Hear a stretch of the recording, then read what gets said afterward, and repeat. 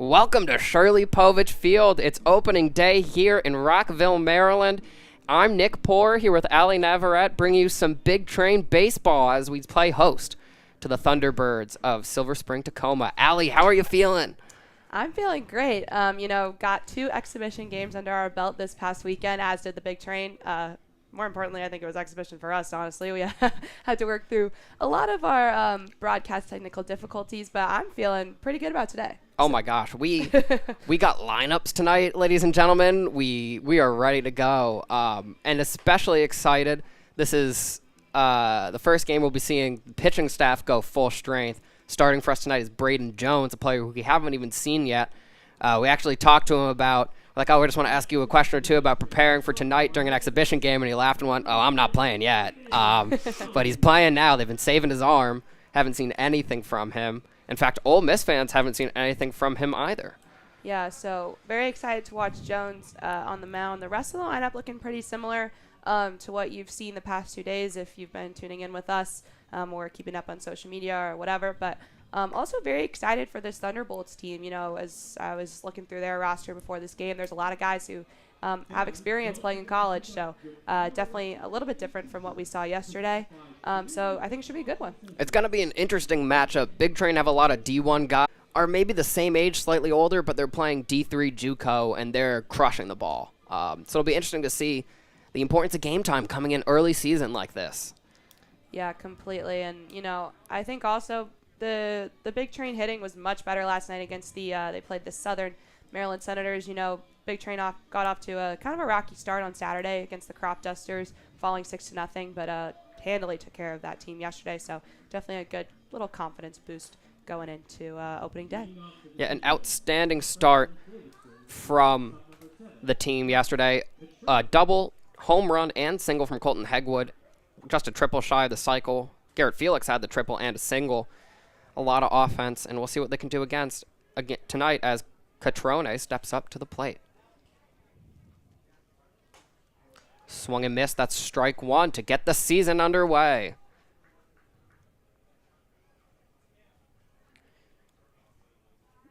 At the plate is Catrone, an infielder playing for Davidson. Local to where I'm from, Glen Ridge, New Jersey. He plays for... Sorry, no, he's not he is from Glen Ridge, New Jersey. He had batted 4 for 27, apologies, and scored 8 times for Davidson this season. Another well-thrown strike from the righty Jones. Tacoma Thunderbolts under head coach Brock Hunter here for their first game of the season. Taking some time on the 1-2 pitch to decide. Tries to give him a breaking ball, misses the strike zone. Count now 2-2. Allie, an interesting thing to see tonight will be the absence of Coach Sal Colangelo. I believe he's either coaching a high school baseball game, ball high, count full, or with his granddaughter's soccer team. Those are the rumblings. Yeah, we're not sure. I'm sure Twitter's going crazy with rumors. Where's Sal? But it's been planned. We've got such a deep roster of talented coaches. I'm sure these boys will still deliver. Fouled off. That's going to crush a car. Oh, I heard it. I think it actually did crush a car. You know, we joke about that. It's not funny when it actually happens. So condolences to whoever's vehicle was just hit. Some people in the crowd standing up to see. There is commotion. Our photographer's trying to get a shot of the commotion. Ball high. Disappointing start for Jones there, who had a 1-2 count. Ends up walking Catrone to put a runner on first for the Thunderbolts. Up next for the T-Bolts, Taylor, the third baseman. Now batting, a junior at Millersville, number 9, Justin Taylor. Junior from Millersville, Justin Taylor was born and raised in Newmarket, Maryland. He's a DoorDash driver as well. Oh, interesting. Lots of fun jobs for these guys. Batted .258 this past season. Not bad. Do you think he could DoorDash us some food? Because we did not eat pregame. Ball away, 1-0. Seems like he's a little busy right now, though. Probably. Not on the clock for DoorDash at the moment. This Millersville program has pumped a lot of talent into the Ripken League. We saw some of them on the Crop Dusters. I believe a player or two Ball high again, count now 2-0 as Jones struggles to find the zone. A player or two with the Senators yesterday, and I believe 3 different players from Millersville on this team. I think their starting pitcher tonight, Rochelle, is also part of that program, so definitely runs deep. Yes, it's Rochelle Taylor and Alex Mycutt, who was interestingly listed on the original roster, but not on their most recent one, so possibly not playing for them this season. It's early days. Guys have a lot of commitments going on. We'll be more clear on who will be with the team eventually. Tries to get the top far corner, misses, count 3-1. Jones really struggling to keep that ball down early.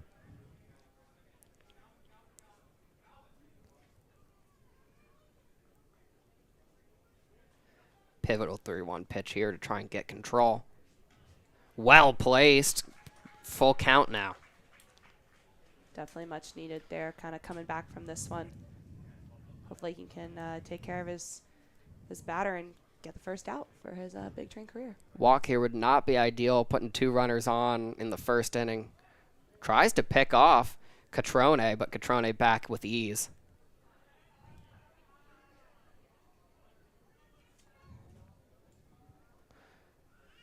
Here comes the 3-2. Fouled back. It's not over yet.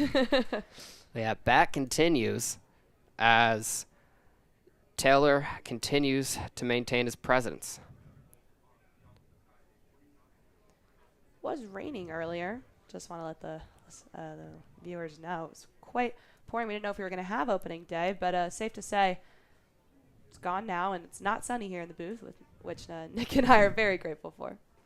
Ball in the dirt. He will walk back-to-back batters to start this game, both on full counts. That's 2 walks for Braden Jones. Not the ideal start. Now stepping up to the plate is Nathan Waugh, Cornell sophomore from Placentia, California.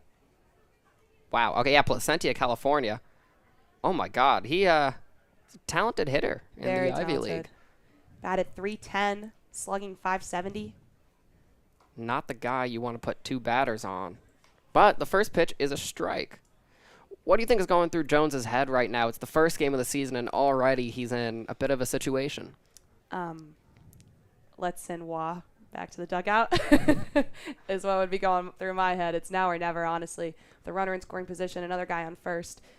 Definitely in some trouble here, and he needs to get out of this quickly.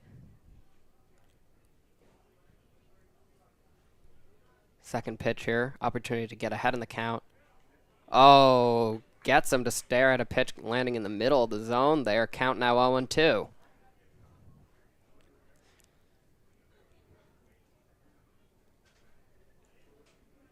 Jones not working quite as quickly as we saw some of those Southern boys pitching yesterday. Yeah, Frida was quick with it. Jones the 0-2. Struck him out on 3 pitches. That's what we like to see. Braden Jones announcing himself to the Big Train fans. It was do or die almost there for Braden Jones, so it's exactly what you want to see. Kind of looking for a comeback here. Would be huge if the Big Train can escape this top of the first unscathed. The Madison, Mississippi native ice pumping in his veins. See if he can keep it going here. First pitch, ball inside, count 1-0 to the first baseman, Smith. Bryce Smith, a left-handed pitcher as well as an infielder from Marymount University. Hit down to the second baseman. Possible double play ball. Gets the 1. Does not get the second. No, they're going to call it. That's a successful double play to get Jones out of some trouble. Keeping the Bolts at no runs as we enter the bottom of the first inning here at Shirley Povich Field.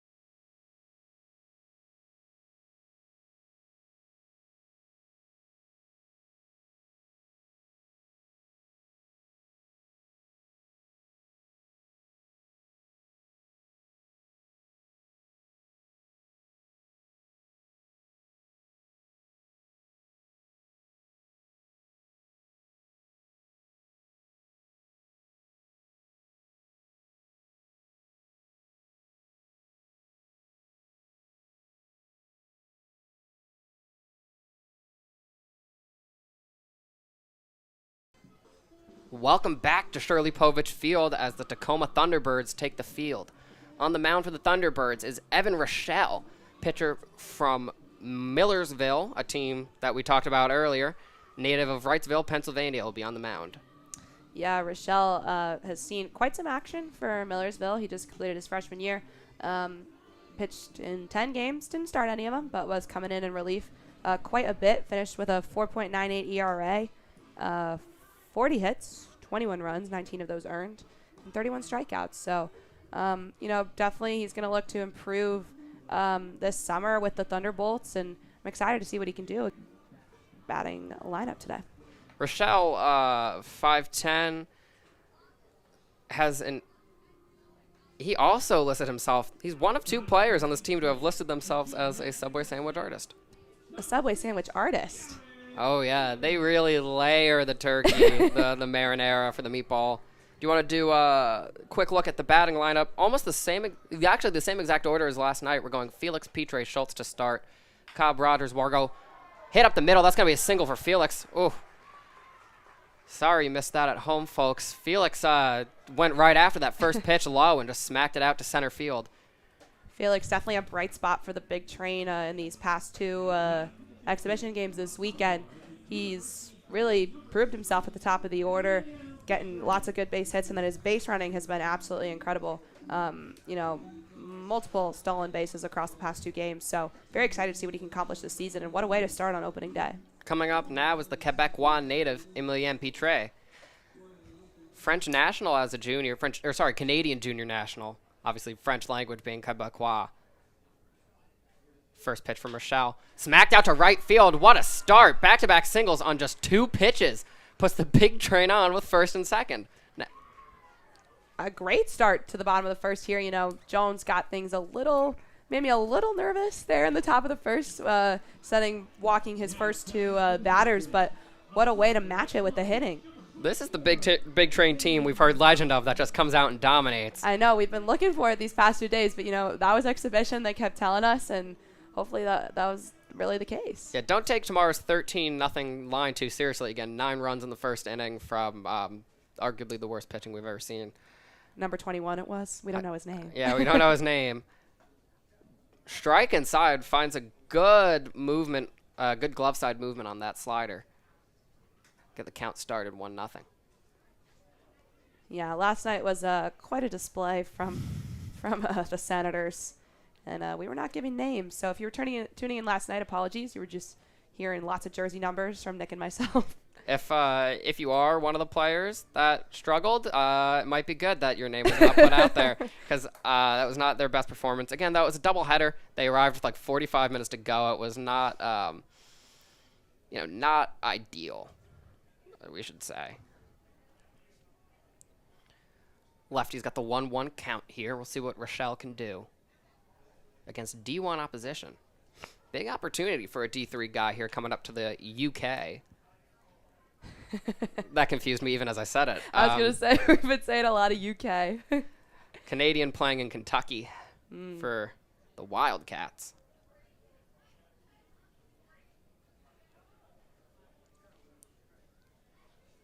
Here comes the 2. Wow, he steps off. That, my friend, is called a balk.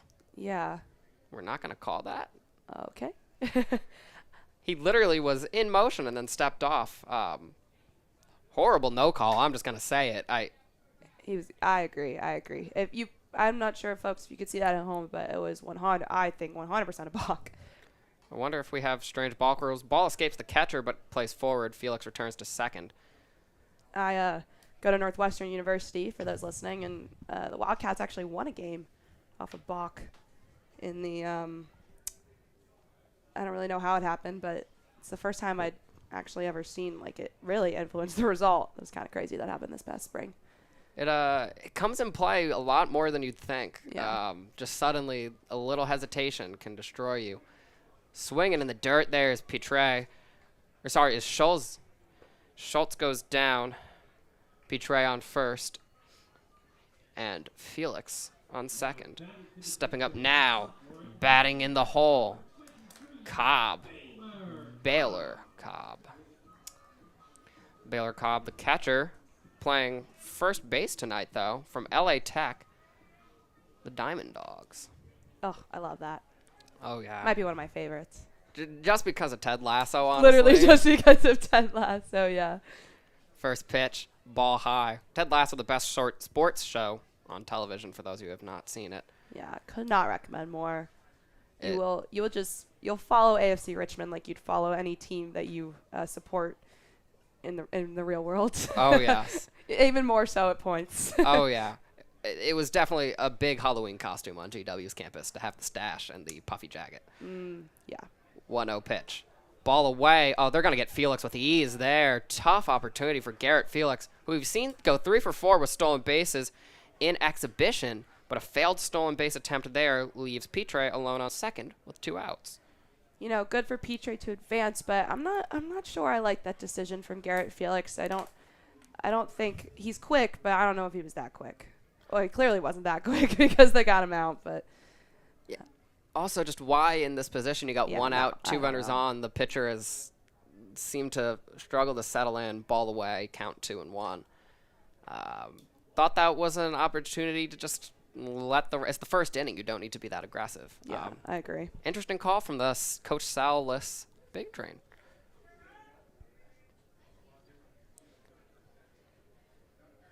Important 2-1 pitch coming here from Rochelle.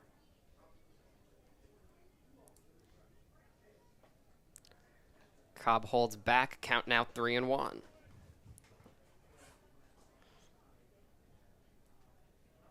On deck for the Big Train is the second baseman, TJ Rogers. See if he gets to come up this inning.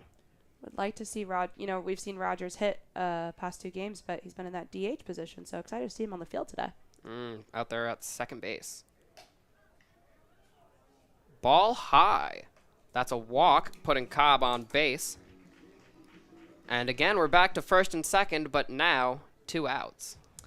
You know, not ideal there for Rochelle. You're looking to retire that batter, especially after that failed stealing attempt from Felix. But the Big Train stay alive here in the bottom of the first.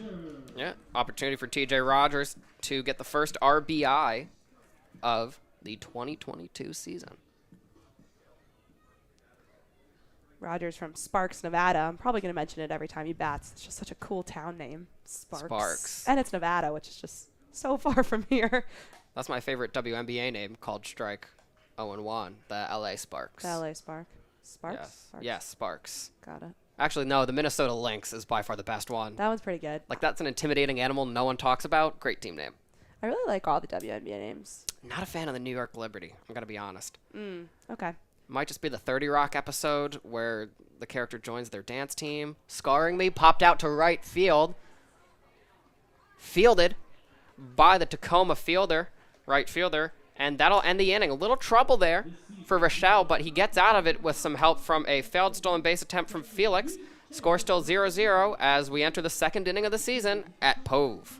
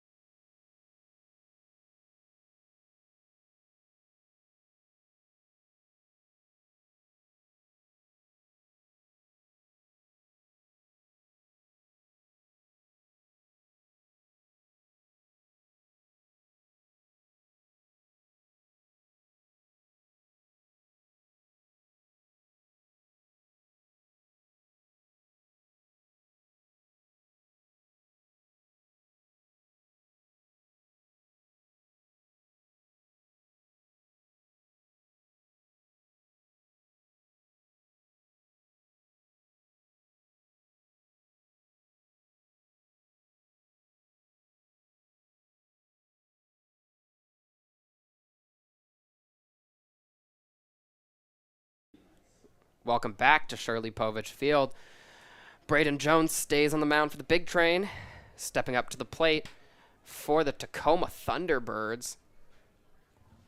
Thunderbolts, Nick. Thunderbolts. I'm sorry. The Thunderbirds were the town next door to me. Swing hefty. Strike one. Growing up, the Mawa Thunderbirds, or as we called them, the Dunderbirds, or the Blunderbirds. We were creative back in our day. Kids are so creative. Oh, wait. Second pitch coming in. Ball misses, trying to paint the corner there. At the plate now is right fielder Jenkins for the Thunderbolts. Smacked out straight to the third baseman. He'll receive it off a bounce, and that'll be the first out. Well fielded by Schultz to get the inning started. Better start to the inning for Jones. Hopefully, I'm hoping to see him, maybe move a little quicker. I'm not the biggest fan, personally, of when pitchers kind of take time between. So hoping to see him deal a little quicker. They take a page out of Frida and Richie's book like last night. But glad to see the outcome quickly there for the pitcher. Pitching slow adds that expectation that you're going to throw some monster heat. Good pitch there, fouled off, count 0-1 to Gary Garrett. What a name that is. From Snellville, Georgia. He's playing at Lander University. Two Lander guys on this Thunderbolts team. It's a Division II program. Lander, I hardly know her. Can't believe I just did that. The 0-1 pitch. That breaking ball had no drop, just didn't come down. Count 1-1.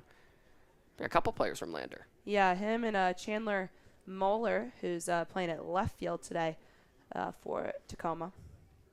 Tacoma trusting their D3 boys, the ones with college level experience, against Braden Jones, a guy who hasn't really pitched since high school. Yeah. A lot of that on this big train roster. Garrett batting .233 last season for Lander. Whoa, great. Count now 2-2. Hefty swing from Gary Garrett. I don't think we can just call him Garrett. No, it's gotta be Gary Garrett. Like anyone named Gary, even when the Mets had Gary Sheffield, or the Marlins, I guess more notably, you got to say Gary. It's so good as a name, especially when it's Gary Garrett. 3-2. Couple full counts already from Jones, walking those first two batters in inning one, and now we're back there. It's really fighting. A little struggle with that control. 2 walks and a strikeout in the first inning. Swing and a miss. There's his second strikeout there. Gary Garrett goes down swinging. I was trying to think of a rhyme. Could not come up with one. If he didn't swing, I was going to say Gary Garrett goes down staring, but sadly he had to take a cut at that pitch.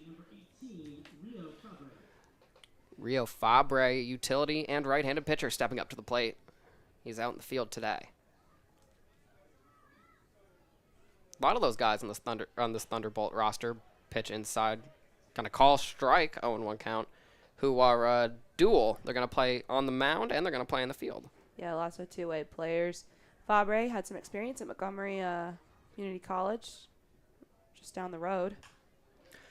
Popped up to center field, drops in front of him. That's going to land for a single. Jones gives up his first hit of the game to Fabre. But Fabre, playing D3 at Marymount then, batting .341, .442 slugging. So pretty good stats there for the Division III guys out of Clarksburg, Maryland. He's a Montgomery County native. Now up to the plate is Max Jensen. Oh my God, I'm horribly late on my Be Real. I'm going to post you for this one, if that is all right with you. First pitch, swing and a miss. We're seeing a lot of whiffs generated by Braden Jones here. That's what you like to see, high whiff percentage. Wish I could have those statistics for you. Another hefty cut. Can't find the ball. Max Jensen, Cornell freshman. Jensen, very impressive for the Big Red this past year. He was batting .338 in his freshman season. He started 33 of 35 games for them, so it's quite an impressive outing for Jones right now. Third pitch fouled off. He'll stay alive, but that was a nasty one looking for the bottom inside corner. Really strung him up there. Jensen, second team All-Ivy, playing first base for Cornell. So as a freshman. Yeah, very, very impressive guy the Thunderbolts have here on their roster. Nice field they have up there at Cornell, smack the campus. Their campus is also massive and sprawling. Oh my God! 3 whiffs. Braden Jones, hello, good sir. He now has 3 strikeouts on the day, showing some dominance here early. Still 0-0, though. Train will look to get on the board, following up after this break.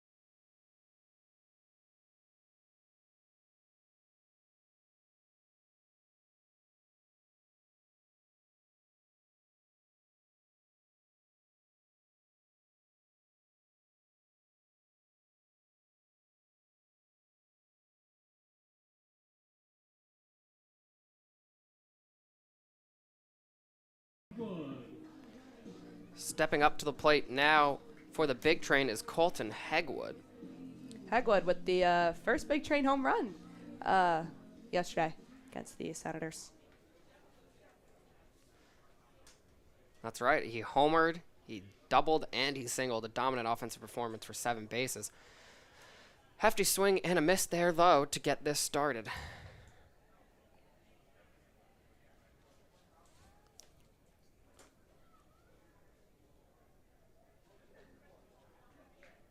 Interesting, we had reports, literal lineup images of him batting after. Oh, Rogers did go out. Okay. Okay.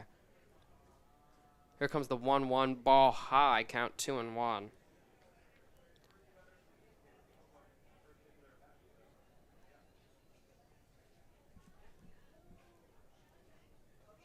The 1-2 pitch.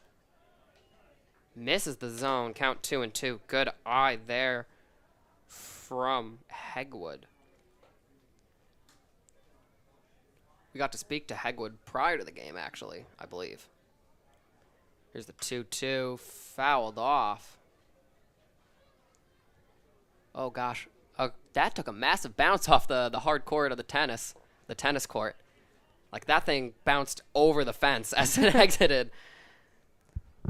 The beauty of Shirley Povich Field is that the foul balls fly everywhere. Parking lot, picnic pavilion. Swing and a miss. Strikeout for Hegwood. Yeah, the balls will go everywhere. It's the beauty of having big league talent in a small town. Or the one danger of it, I should say. Hegwood, goes down there, but had a great day yesterday. But Rochelle definitely, I can say with confidence, better quality pitching than 21, 13, all the numbers from the Senators that we saw yesterday. So up to the plate now is Wingett for the big train.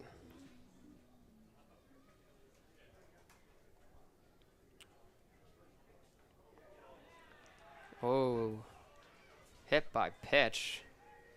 Fans not liking that one. He will go on the first pitch of the at-bat straight and will be followed up by Wargo, the catcher. So Wingett sent straight to first. Not a great look for Rochelle there. And now you got Wargo up to bat. Number 8 batting in the 8 hole.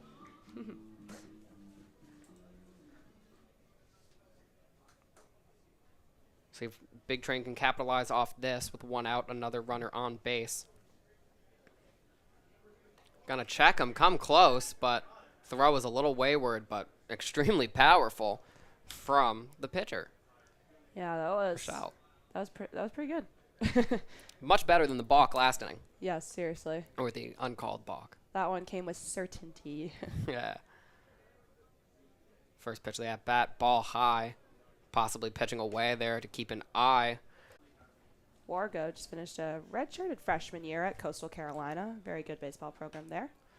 Fouled off. That's another car crusher. Ooh. Oh, that was the audio, thank God. Fans always standing up every time a ball heads over the first base side. Wonderful to see little Gonzalez heading out there. Also, we haven't mentioned it yet, but check out our Twitter. We got to talk to Gio Gonzalez, two-time All-Star, former Washington National, an outstanding pitcher. He finished third in Cy Young voting in 2012, and a great guy. Such a great guy. It was such an honor to talk to him. You know, I've lived here my whole life. Gio Gonzalez, one of my favorite Nats growing up. When I was in 4th grade, he signed my Nationals hat out in San Francisco at a Giants game. So very thankful to have gotten the opportunity to speak with him, and very excited that he's here. And I've heard rumors that he's coming back for another game later this season, perhaps on Father's Day. So if you're not coming to Shirley Povich on Father's Day, you might be missing out. Absolutely. Count 2-1. What's it like having good athletes to look up to and remember from your childhood? 'Cause as a Mets fan, we had Jose Reyes, who did some off-the-field things that I don't want to talk about, and also on the field sat to avoid batting for the league crown for the batting average, and David Wright, who is a class act. But other than that, it was just a bunch of aging Bobby Parnells. Popped out to center field. That's got some distance on it, but not enough. Fielded well by Tacoma, right into the glove of the center fielder, Gary Garrett. Oh, Gary Garrett. And Nationals actually, they had a good run back when we were in our youth in like the 2010 era. Yeah, I mean, 2012 was a great year. Yeah. And Gio was there back then. And honestly, I've been very fortunate. I think the Nats are a class act organization, and I've had lots of great players to look to. Ryan Zimmerman, what a guy. I'm very grateful to have had him. So I just really hate him for taking awards away from David Wright when they were both playing third baseman. But yeah. He's a great dude. As much as I joke about them, the Mets org actually does have some great guys in it. Jacob deGrom is just, I fully am in love with him. I think the best is when athletes are good and like humble and good people. It's just exactly what you want to see. It's a rare treat, and especially when they like have a sense of humor. Ball hot or strike called 0-1. Like Nikola Jokic messes around with the Nuggets TikTok, and I very much enjoy that. Yeah. Richard Jefferson's hysterical on Twitter. Former Brooklyn Nets small forward and NBA on TNT commentator. The 0-1 misses, count 1-1. Rochelle pitching to number 20. That is Wargo at the plate. I believe it's Chavone. Apologies, No, it is Wargo Chavone. just popped up to Wargo center. did pop up to center. Thank you. Count 2-1.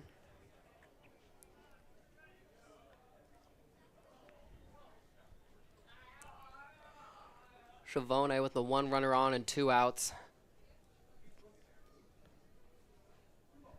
Count 2-1.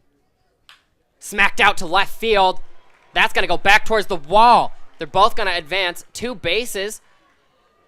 Sliding in safe at third. Ball is loose, but not enough to advance. A double for Chavone. Pushes Wingett to third. What a hit there for Jason Chavone. Finished his first year at James Madison. Quite a few JMU players on the roster, but with 2 outs right there, that was a major, major hit for Chavone. And wow, it's what you love to see. Big Train already through the lineup. Felix coming up to the plate again. He singled last time, but was caught trying to steal, moving from second to third. We'll see if he can get some redemption there. With 2 runners in scoring position.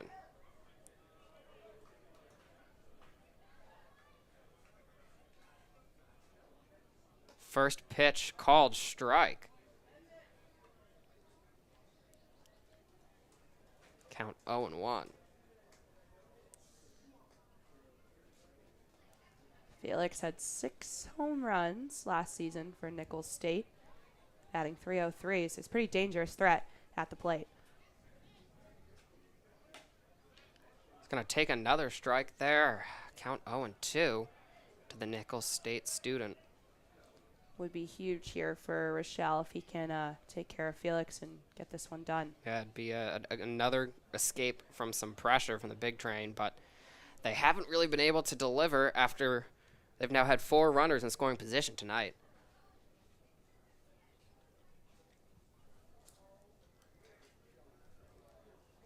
Ball high. Missing the strike zone greatly there. Count moves to 1-2.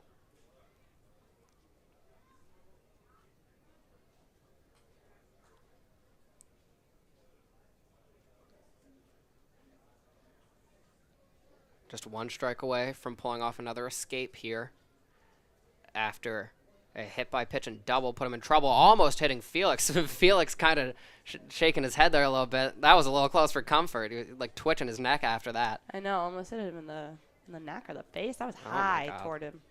That can't imagine what that is like, getting hit in the neck. Yeah, no. Count 2-2 with 2 outs in the second inning. Rochelle seems to have lost a lot of control here.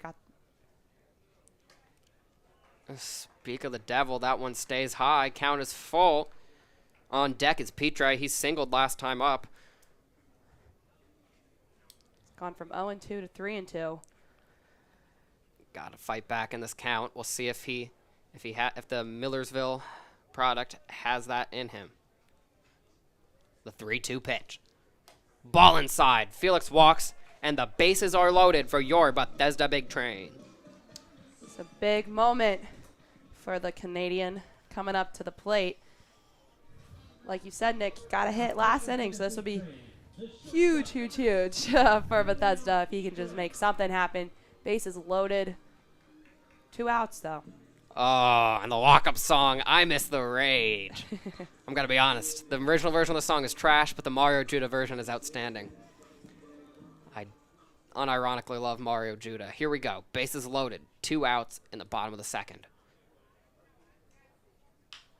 Hit towards the second baseman. Well fielded. Thrown to first, and he's out. Great defensive play by the Thunderbolts second baseman. Playing out there at second base is Gio Fabre. Well played.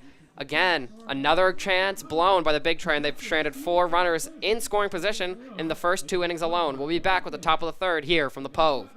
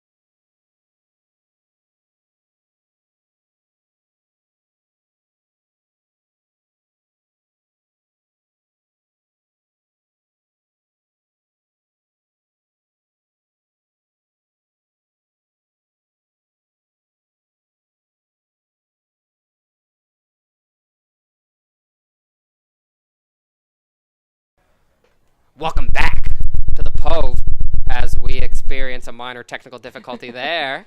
Apologies for that. First pitch is a strike from Braden Jones. Braden Jones, 2 walks, 3 strikeouts, 1 hit through the first 2 innings. Second pitch here, fouled off. Thunderbolts at bat is... There's no one on their roster, number 26. Oh. I believe it's Moeller batting in the hole or batting in the 9 spot. Yeah, Chandler Moeller rostered at number 25, so it could very well be him. He's the second guy from Lander University, Jacksonville, Florida native. Believe it would be him because I think we saw Jensen at the plate, and on deck is number 7 Catrone, so it is in fact Moeller. So he is number 26 tonight. For those of you at home who are scoring the game yourselves, you avid fans, swung on and missed. That was a hefty hack, but a deceiving pitch from Braden Jones to give him his 4th strikeout in 3 innings. Jones was making me nervous early on. He walking Catrone and Taylor to start the game, but he's really rebounded since, and he looks much more comfortable on the mound right now here in the top of the 3rd. Jones in for another 1-2-3 inning here. First pitch of the at-bat, ball low.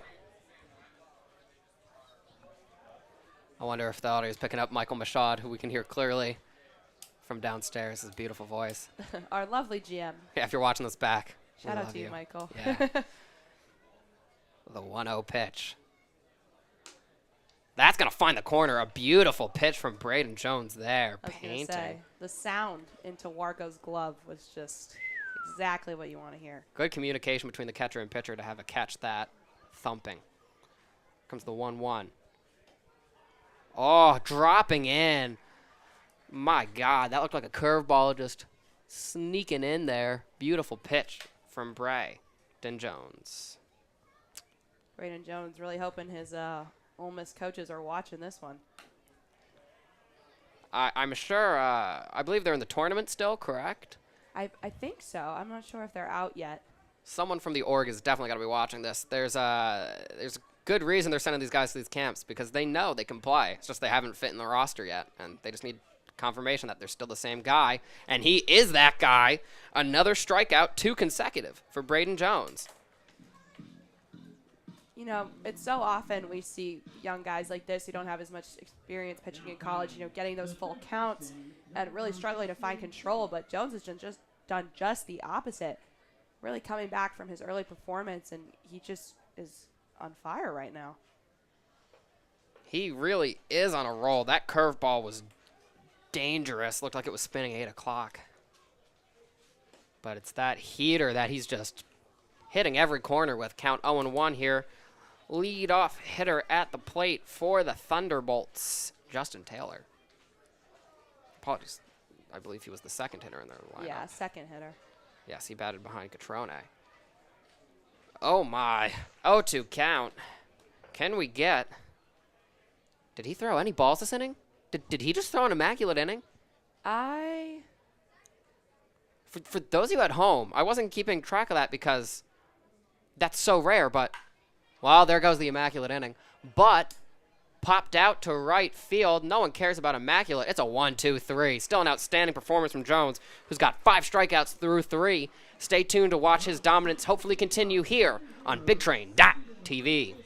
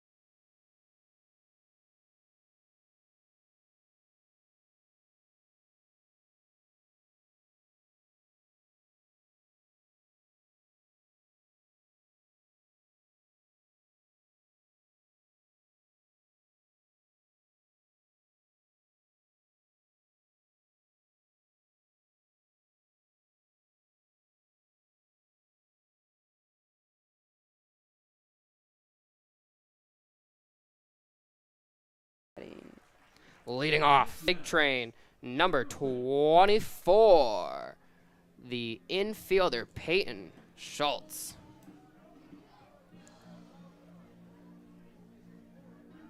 Now batting for the big train, the third baseman, number 24, Peyton Schultz. Little rough, bumpy 2 innings from Rochelle so far, but still no runs given up. I know he has escaped, but the big train had a great last outing. Past Wah there. 0-2 pitch. Keeps the bat back, and Schultz lets the count go 3-0. Schultz struck out last time up. Hopefully looking to avoid that this time with the count heavily in his favor. 3-0 pitch. Hit. Gets past the third baseman and off the heel of the shortstop. That's a single for Peyton Schultz. We're just talking about how Rochelle was struggling and not the way you want to start here in the bottom of the third.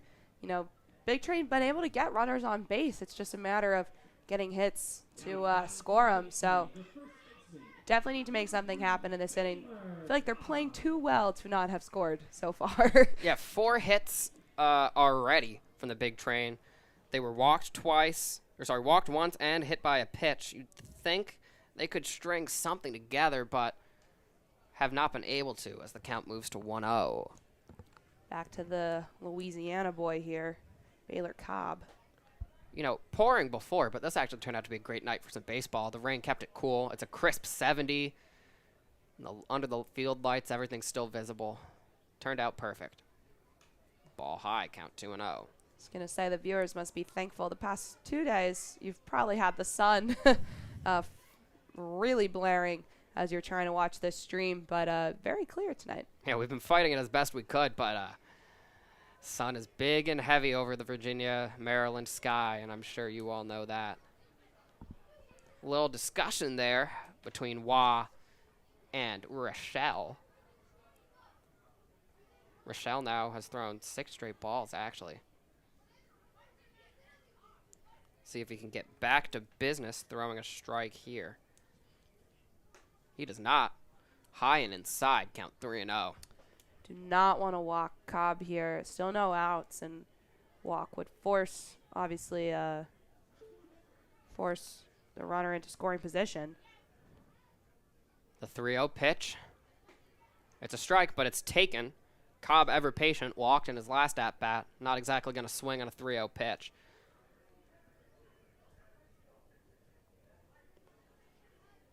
Trying to fight back into it is Rochelle. Count still 3-1, not in his favor. Ooh, throws away the bat, but that was a strike. That's a tough look there for Baylor Cobb. Because I thought that very clearly did paint the corner, but Cobb really expected to get on base there. Sign of disrespect to Rochelle to be. I'm so ready to walk that.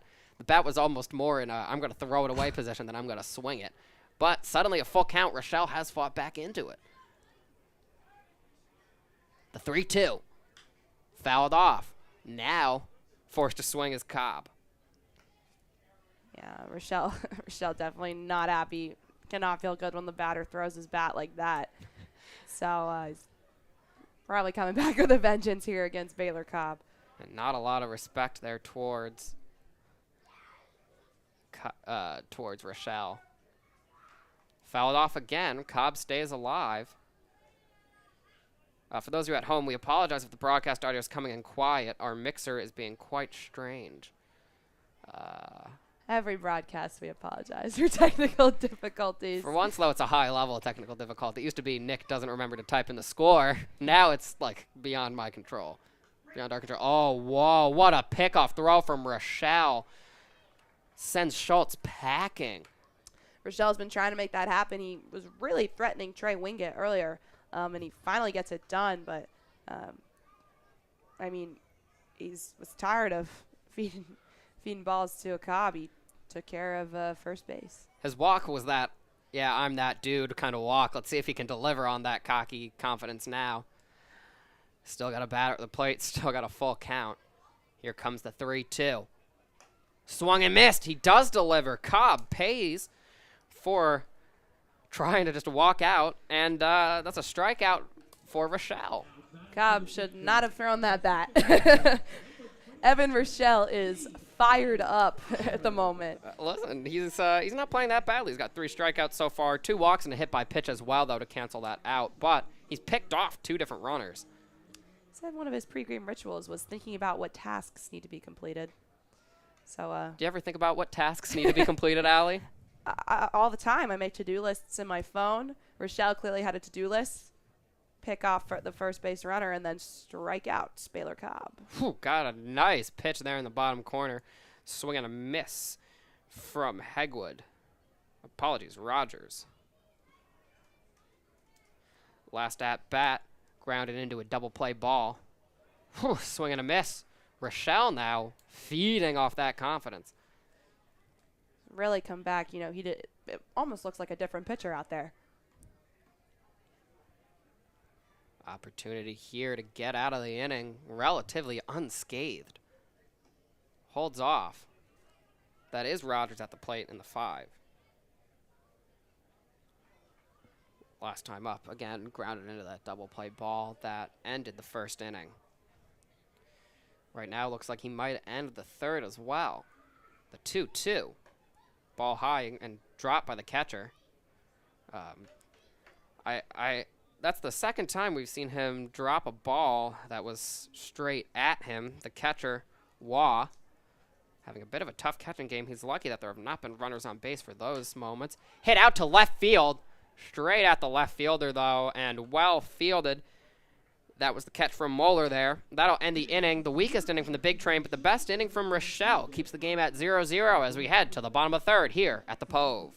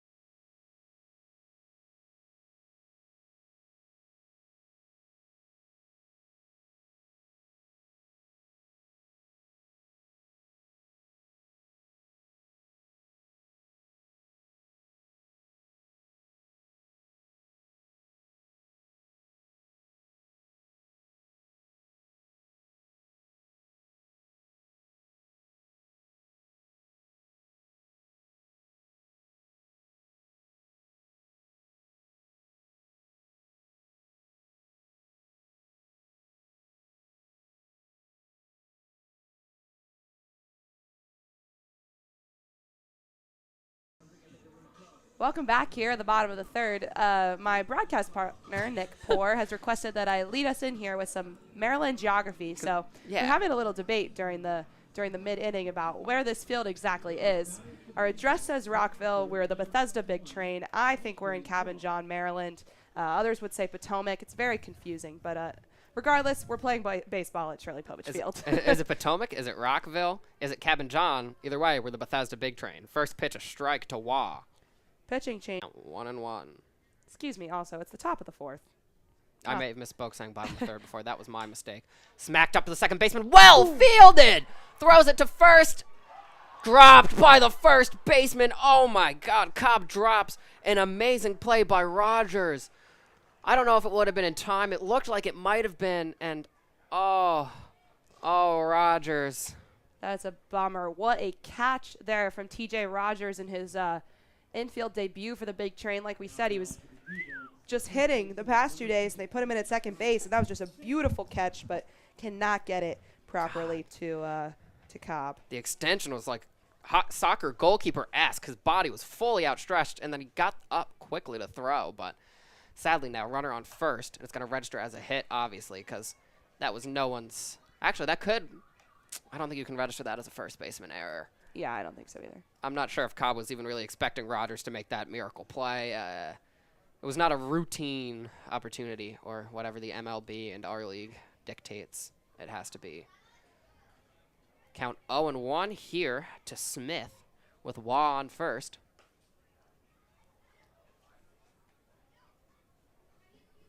Love that his name is Waugh. It's like the Waluigi Wario noises. We just go Wah. Fun one for those Super Slugger fans, if that's your go-to baseball game. It's the best baseball video game ever. Count 1-1, swung and missed. Count 1-2, Little saw little time for East Carolina. There we go. The puns are rolling. This past year, registered just third of an inning. Not good. Not good. Yeah, third of an inning where he gave up 3 runs. Yeah, no, not good. But takes care of business here. Yeah, good strikeout there for Little. Oh, and we're playing Bye Bye Bye by the NSYNC. Stepping up, left fielder number 36. That is incorrect. He's not playing left field. That is Jenkins, the right fielder. Apologies. First For the Nets. Whoever invented the concept of a net, thank you. You gave us basketball. You kept my head on my head during this game. Thank you. Count 0-1. Little keeping a close eye on Waugh on first. The 0-1 to Jenkins. Hefty cut from Jenkins again. Can't get a hold of it, though. Count 0-2. Jenkins, another Lander University guy. Batted .333 with 22 RBIs last season. Those are some good slashes. He's behind 0-2 here, though, to Little. Strike 3 called. He goes down looking. That's a reverse K. Little with 2 strikeouts this inning. Oh, my God. I cannot write a reverse K for the life of me. It looks like a stick figure or a chair. I bet I could do it. I'm sure you can. Yeah, you nailed that. She understood the assignment for those of you who can't see at home. Coming up now is Gary Garrett, our favorite player on the Thunder. Claim it. He has to be. First pitch. Woo! Inside heater gets Garrett swinging and missing. Count 0-1.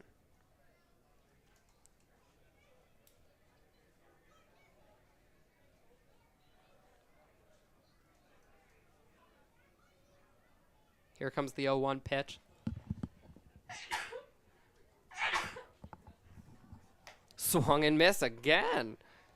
Count 0-2, Gary Garrett. Behind here to Jordan Little, who's having a great performance here. Really redeeming that third of an inning pitched at East Carolina. Oh, yeah. This is great. East Carolina, a great baseball program. Levels above D3. Oh, just misses what could have been a 3-pitch strikeout there. Count 1-2.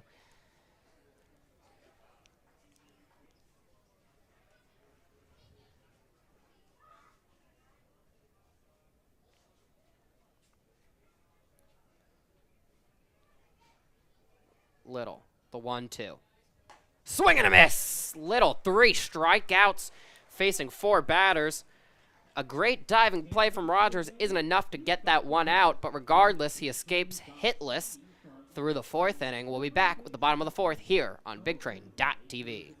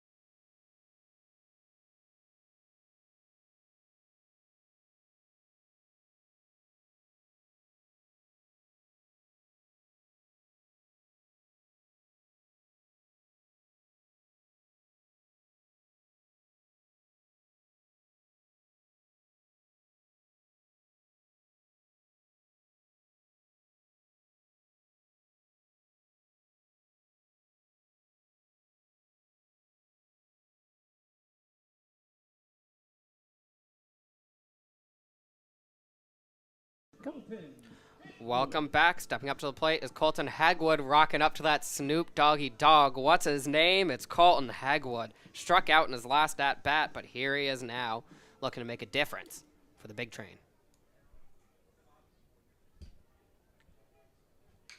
Hit out to center field. Looks like it's going to come down. No, caught by the shortstop. Looked like it had more depth on it from where I am, but right towards Catrone. And that'll be the first out of the inning. Hegwood really struggling today after such a great performance last night versus the Senators. Again, Rochelle, much more quality pitching coming at him, but he's got to be a little frustrated right now heading back to the big train dugout. Trey Wingett now steps to the plate, his first real at-bat of the game. Last at-bat, he was hit by a pitch on the first pitch. We'll see if Rochelle can control the ball this time.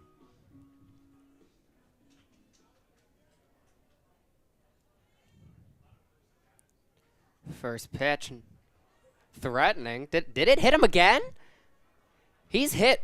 I believe it hit him. It's hit Wingett back-to-back times. I'm surprised we're not seeing a fight here. Maybe I'm just a little trigger happy, but you hit the same guy back-to-back on 2 pitches, you go out and you punch him. I did not say that for the record, but you go out and you sock him. Yeah, Trey Wingett, I mean, get on base, you get on base, but come on, a collegiate level pitcher has more control than 2 pitches, 2 hit by pitches, unless you're number 21 from yesterday. From the Senators. But Rochelle, clearly, you know, he was out for blood last inning. He clearly has something against Trey Wingett. At the plate now is the catcher Wargo. Last at bat, Wargo popped out.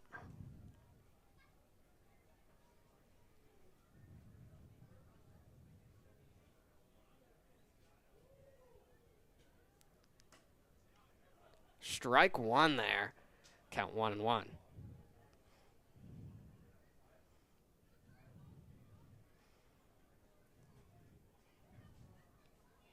Would not be surprised if Rochelle tries to pick off another. Yeah, he's got an opportunity. A bit of a wide lead from Wingett there, who did get picked off earlier. Strike called, 1-2. That's what I'm saying. He hits Wingett, sends him to first, and then picks him off. He's got something against our guy Trey. He likes just dangling that opportunity to get to scoring position in front of him.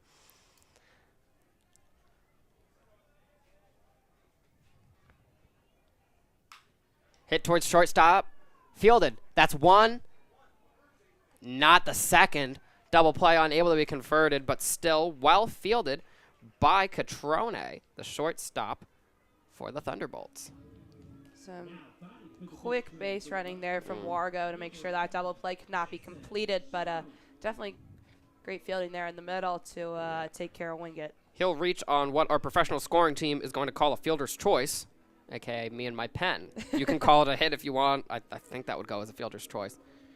But stepping up is Chavone. He doubled last time up. Again, Big Train unable to capitalize on that.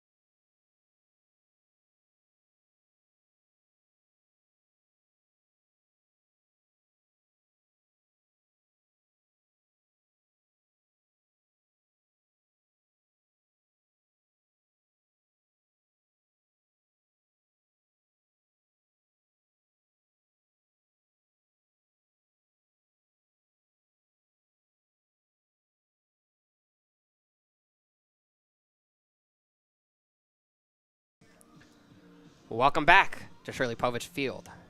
It is the top of the 5th. Stepping up to the plate to face Jordan Little is the Thunderbolt batter. I believe it's Gio Fabre. Rio Fabre, I'm sorry, good sir. Rio Fabre up to the plate for the Thunderbolts. First pitch, ball, misses the strike zone there. Jordan Little had quite an inning last time around. Was very impressed with the East Carolina student. Yeah, he got a ground ball to the second baseman, but the batter was just able to reach and then struck out 3 straight batters. I mean, guys are swinging. Yeah, they're swinging, and they are not making any contact. Little is in control right now.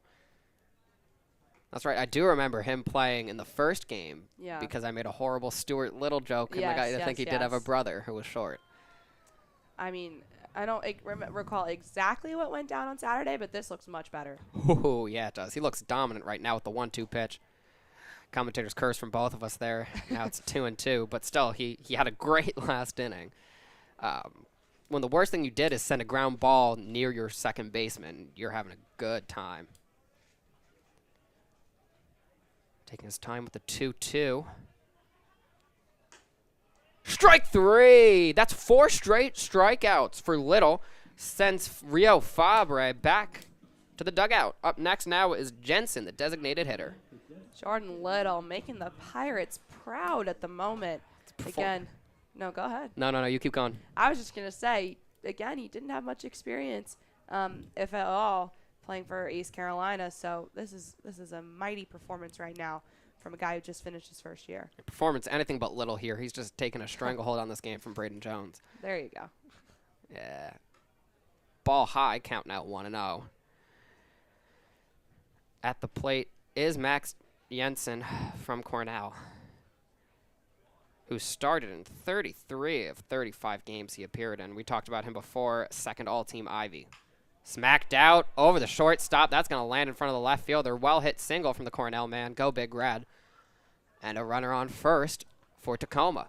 That was the Max Jensen I was expecting to see here in this one.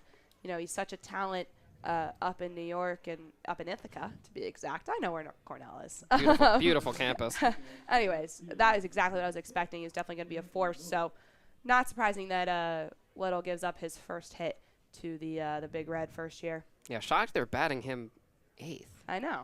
You'd think he'd be a little more of a threat, but who knows? Early season, they're trying to figure out what they got and who they got. Up at the plate now is left fielder Moeller. First pitch.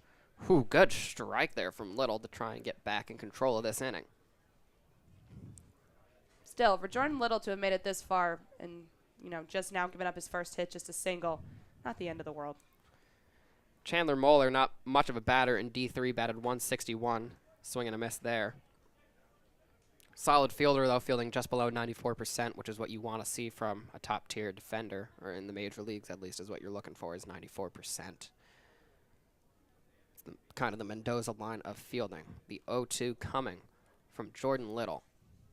Ball high, 1-2. Well done by the catcher Wargo, keeping a close eye on the runner at first, not letting Jensen go anywhere.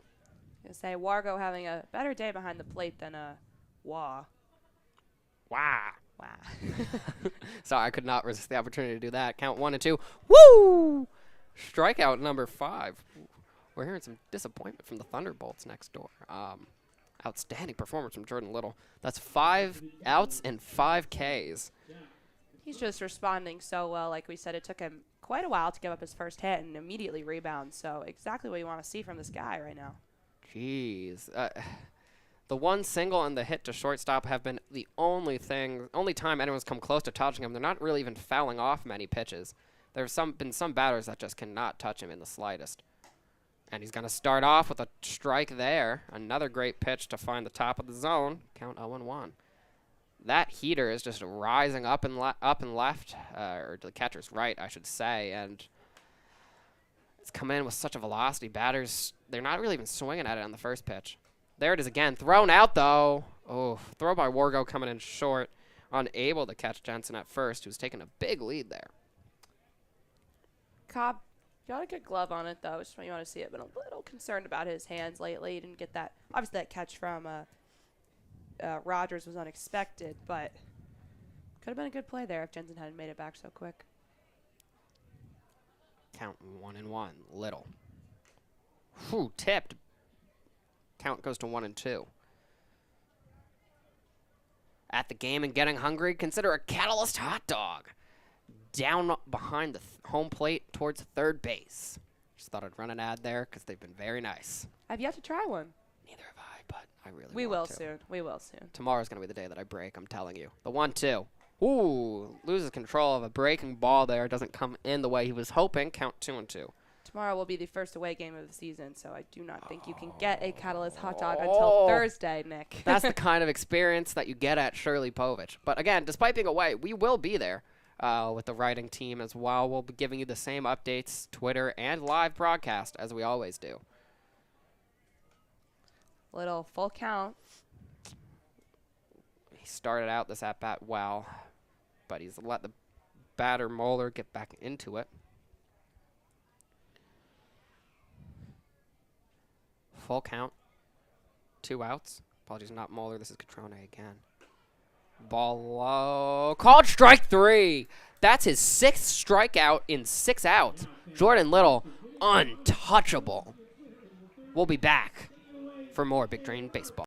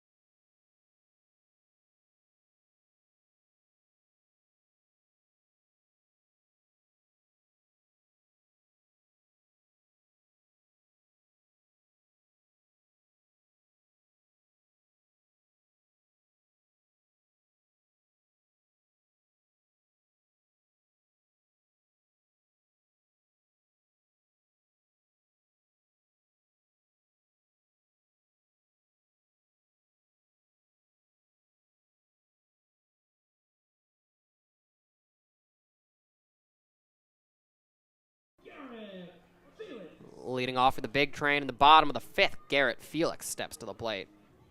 Felix singled and walked. He's got a perfect on-base percentage here so far for the Big Train in official play.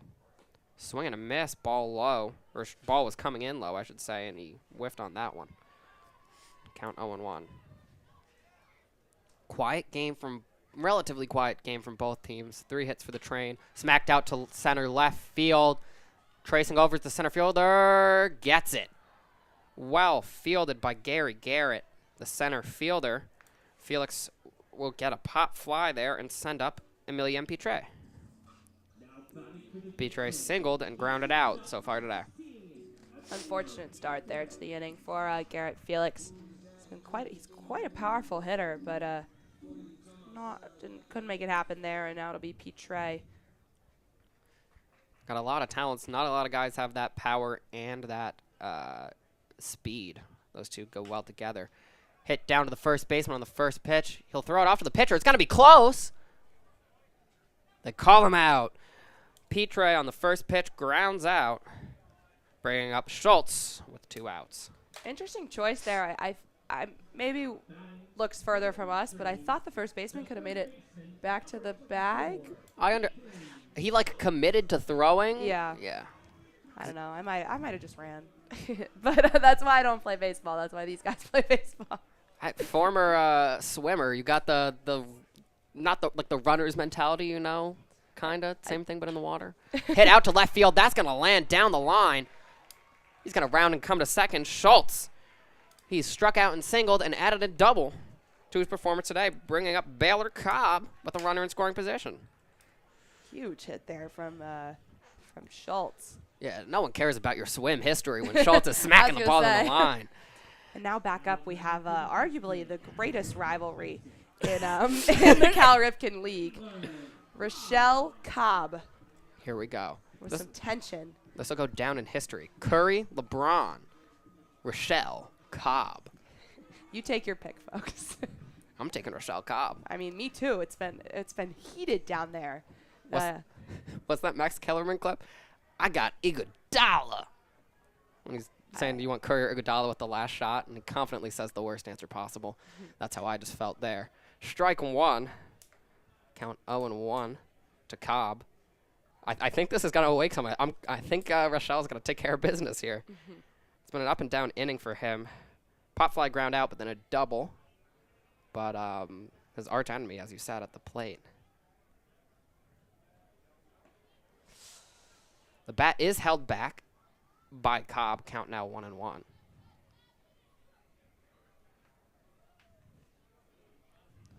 Rochelle, do or die here. You've got a runner in scoring position, 2 outs. He's facing his nemesis, so it's about time for him to take care of business here. If not, the rivalry just gets even tougher. Oh yeah. Grounded over the pitcher's head. He really wanted that one. Goes straight to the shortstop. Fielded by Catrone, but geez, Rochelle leaped like he was Jordan there trying to get to that. He wanted the chance to get him out. Still gets him out regardless as the game remains tied at 0-0 heading into the top of the 6th here on Big Train TV.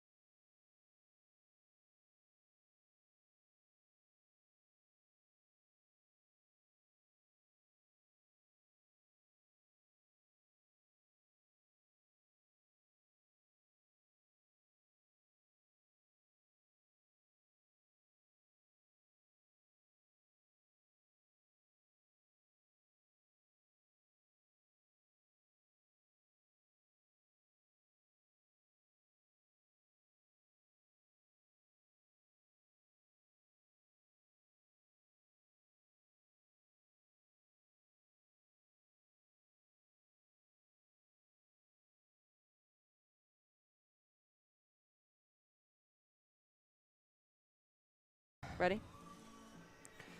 Welcome back. Leading off for the Thunderbirds in the top of the 6th, Justin Taylor, the third baseman. The Thunderbolts. What should I call them? You're a little bird happy today.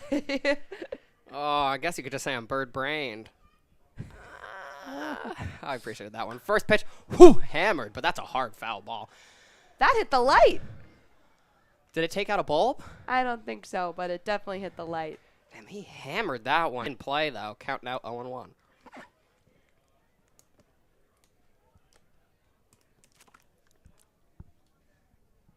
The 0-1. Misses. Little still on the mound here. Again, 6 outs from Little, 6 strikeouts. 5 swinging, 1 looking. Whew, ball right up at Taylor's head. Little looking a little tired. They're struggling to keep his ball down. Also, a little less velocity behind each pitch. Possible that he's only a 1-2 inning guy. That's something that they'll be evaluating early in the season here.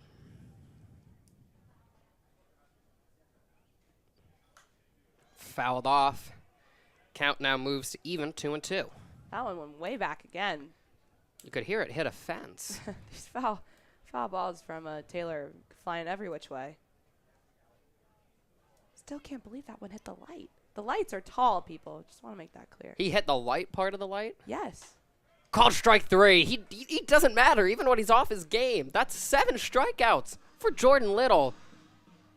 The Pirate absolutely stealing away the Thunderbolts' chances. Catcher Waugh back up now for Silver Spring Tacoma. Wow.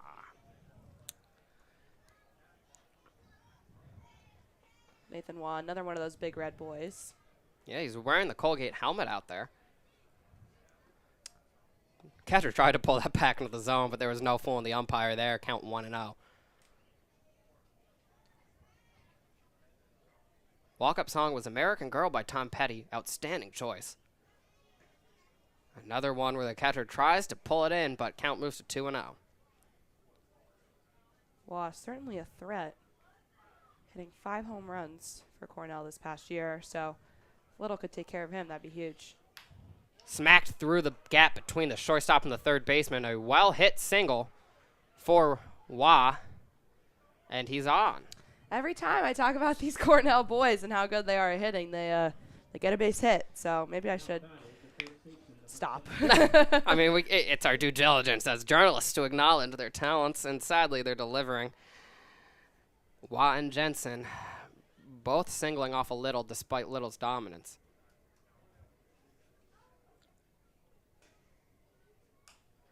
Fouled off. At the plate now is the first baseman, Smith. Bryce Smith, also a Marymount student from Virginia Beach, Virginia. Was playing D3 over there at Marymount, but he batted .385 in 2022. That is, Welcome back. Sorry for that delay. Ball low inside. Count now full. Here to Smith.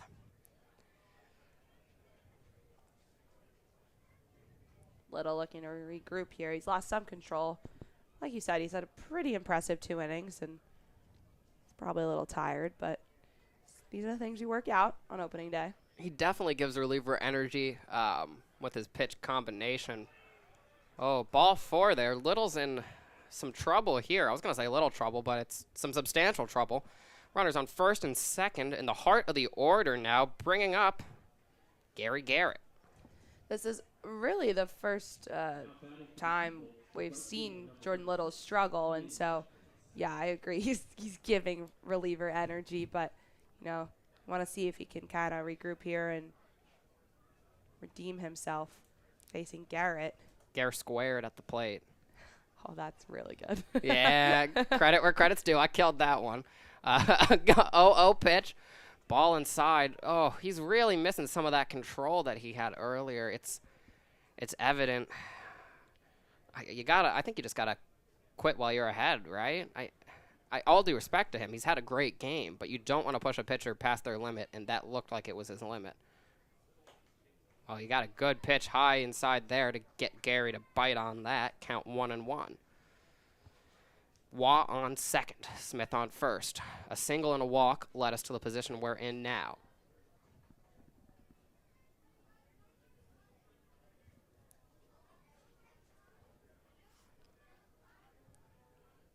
The 1-1 pitch. Smacked out to left field. That is deep. Back by the wall. Fielded. Caught by the big train left fielder. That is Chavone, I believe. No, apologies. Opposite corner. That was Garrett Felix. Much needed catch there for Garrett Felix.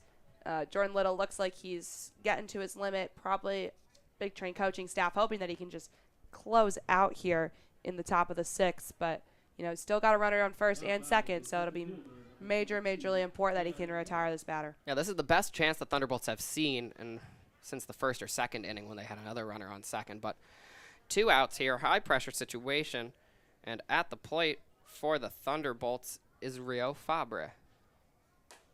Ball high, misses, count 1-0. Wait, I agree. Jenkins flew out. It's Gary Garrett at the plate now? Yes. Oh, Apologies. that's on me. I got excited at the prospect of Gary Garrett. Ooh, did that hit him? But he swung.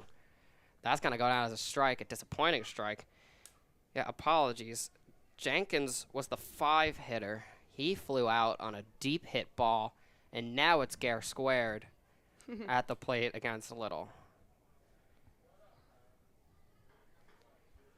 Gary Garrett wearing number 42. Yeah. Swing and a miss. 1 and 2. I thought that was retired in every single baseball league in the country. I thought so too. Obviously, he's wearing it. Now it's like, oh. But I don't know. Maybe it has some personal connection to the number. I don't know, but I just didn't think you could. Very interesting. That's a holy number in baseball. It's retired everywhere. Strike 3! Little gets out of the inning. 8 strikeouts for Little. I'm assuming that's the end of the run for him. 9 outs, 8 strikeouts. Jordan Little showing out here as we enter the bottom of the 6th. Can the big train get on the big board here in Bethesda or Rockville or wherever we are?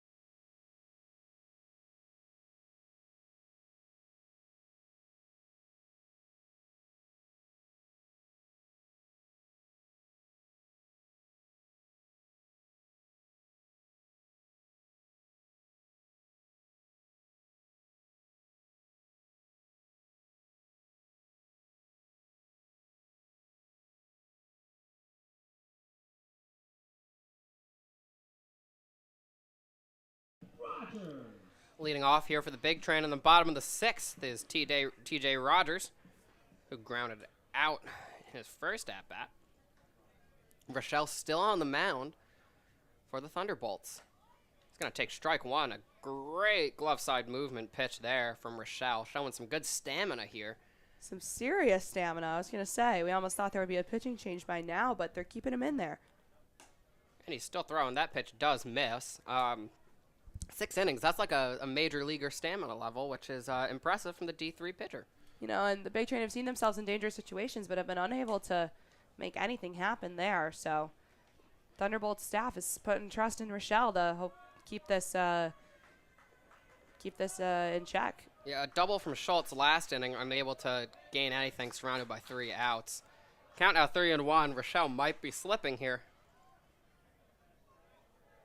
Someone's blowing the train whistle, trying to bring some energy here, as the game remains a tight 0-0.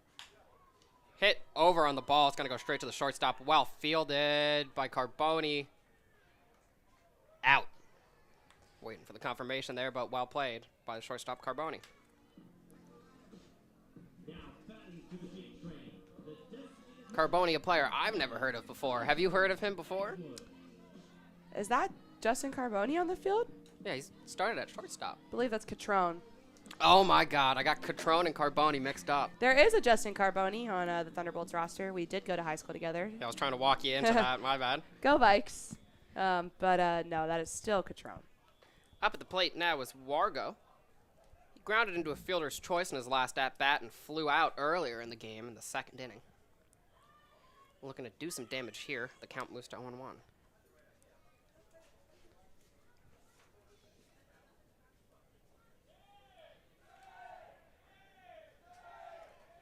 Wait. Oh my, Eggwood at the plate. Apologies, I forgot I swapped around my batting lineup. Count 0-2 to him. He struck out and grounded out in his last 2 appearances. Disappointing day for Colton Hegwood, who, again, I'll say it again, had the first big train home run. Oh, down in 3 pitches there. Hegwood, his second strikeout of the game. Very much struggling. Which will bring up Wingett, who's been hit in 2 pitches. Yeah. We'll see what happens here, if he's intentionally hitting him or not. And apologies again, I had them out of order there. That was Hegwood at the plate. Wargo's batting 8th tonight. He was batting 6th last night.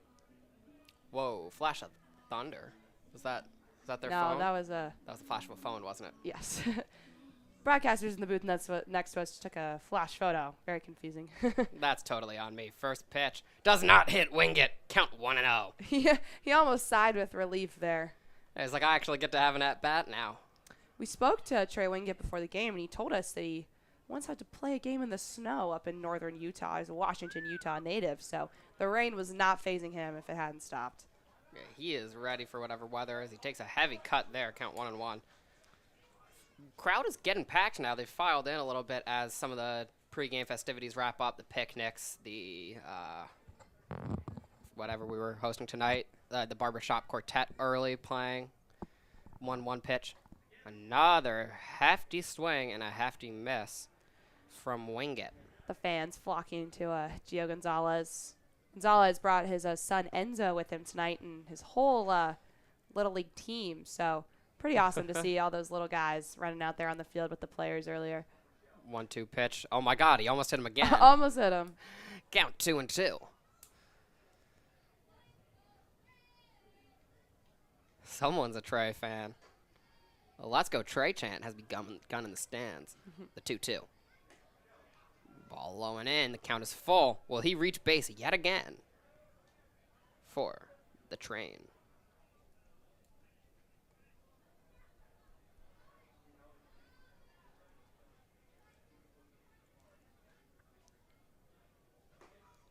Struck him out. Wingett finally gets a chance to bat and goes down looking. That's a pair of strikeouts this inning from Rochelle as we move to the top of the 7th.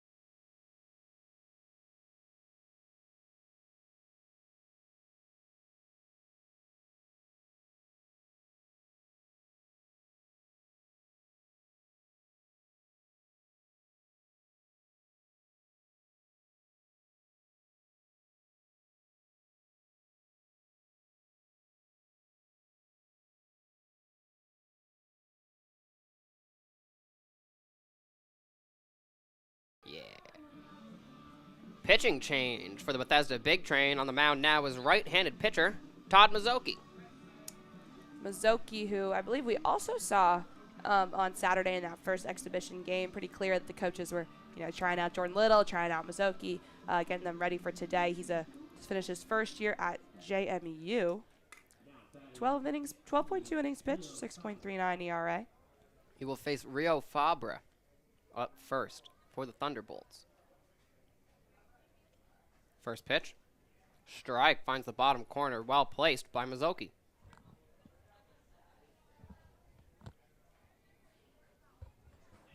Wind up, second pitch. A little bit of a sidearm motion, very different release. I believe I already said this last time he pitched, but he's very different release points based on what he's throwing, which is a huge problem for pitchers. Pitch tunneling is one of the most important things in the game. Strike 2 comes in, though. You need to be able to make your pitches look the same so you can effectively deceive a batter. You can have 7 different pitches, but if they all look different, batters will take the time, watch the tape. But there he is, throwing that same pitch 3 times, unable to catch it, though. Sending Fabra down and bringing up one of the Cornell boys, Jensen. Big Red Boys. Not as good as the Bama boys. No, not as good as the Bama Boys. Max Jensen, again, we've said it, he singled earlier, and he's a second team All-Ivy. I heard it as he's single. I'm like, oh, we're airing that out in public, but my silly brain does not remember. Single is an important word in baseball as the first pitch of the ball. No. Unsure of the relationship status of Max Jensen, but very sure that he singled in his last at-bat, and got very impressive stat line as an Ivy League freshman. He's got a very wide batting stance. Ball misses, count 2-0. Mizuki, after coming back 2-0 behind, struck out Fabra. We'll see what he does here, down 2-0 again. He's going to go back to that sidearm, isn't he? Yes, he is. Strike 1. That's his pitch. Count 2-1. Mizuki looking to get back in control here. The problem is he's telegraphing what pitch, and we'll see if Jensen can recognize that now. He does, but he doesn't get a good hold of it. Swings kind of over the ball. Count 2-2.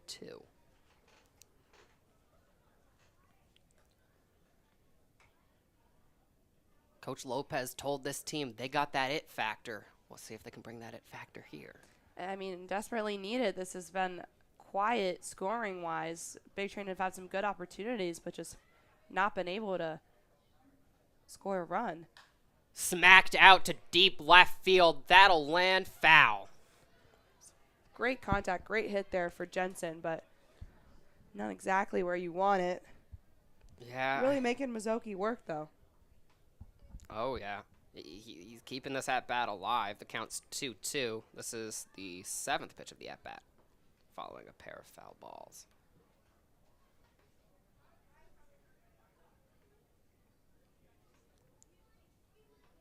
Mizuki looks like it's starting to get bad. People are moving now as I say that. 3-2. Ball. Oh, strike 3 called. A tough call there for Jensen. He looked almost ready to walk. He was giving a little gallop. He was about to throw his bat away, and unhappily has to walk back to the dugout, bringing up the left fielder, Moeller. Now batting to the T-Bolts, number 26, Chandler Moeller. Can the T-Bolts do something here? Both teams have had 1 or 2 chances across the 6 innings we've seen, but a total of 9 hits between them. Rough first pitch there from Mizuki. Count fouled back by Moeller. Full count. Or no, even count. 1-1. Wrong word. Not quite there yet. Hopefully we won't get there again. If it ends in a strikeout or an out, sometimes it doesn't matter how you get there. Although it would give his arm more rest to do it in less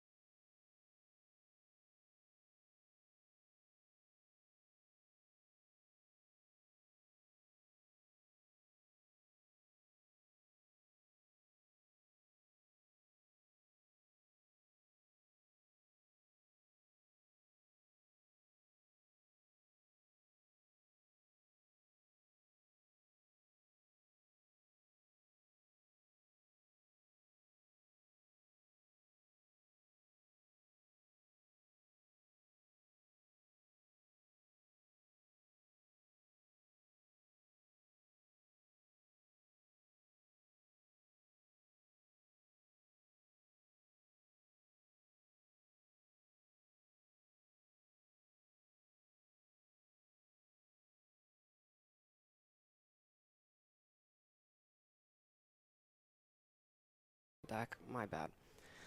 Up now, leading off is Wargo. He'll take the first pitch. Ball. Wargo grounded into a fielder's choice and popped out earlier today. Top of the 7th here. Count 2-0 now to Wargo. Quick 2 balls from Rochelle, who is still on the mound. In the 7th for the Thunderbolts. Rochelle really going the distance. Here comes the 2-0 from him. Finds the strike zone there. Count 2-1. Obviously, if a pitcher can pitch a complete game this well, that's great. But I'm just surprised in the first game of the regular season they've kept him in this long. Smacked out between left field and center. The left fielder will track over and field it well. A nice, easy ball out to Mulder. Will retire Wargo and bring up Chavone.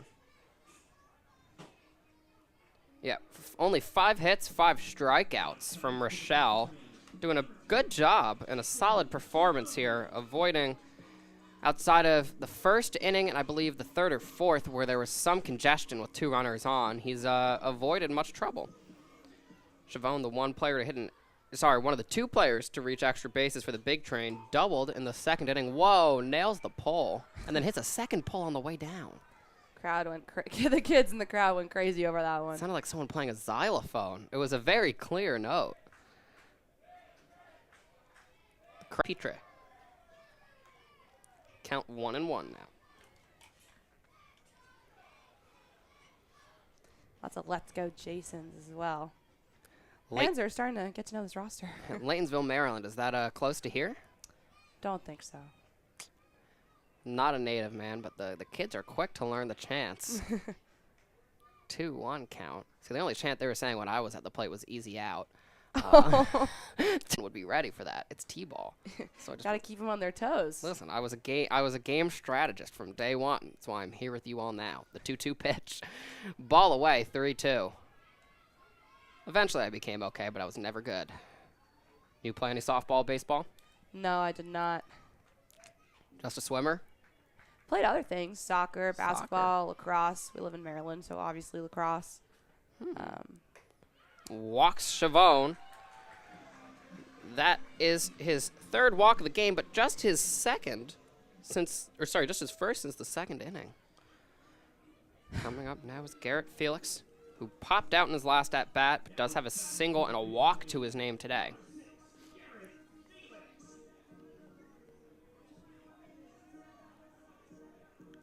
Felix, another Louisiana boy. Him and Baylor Cobb. Felix from Nicholls State. Hometown, Louisiana. Really? Mm-hmm. Scott, Louisiana. Sorry, I forget that we, my bad. I thought you were calling him a Bama boy, which is something I tricked us into doing before. No.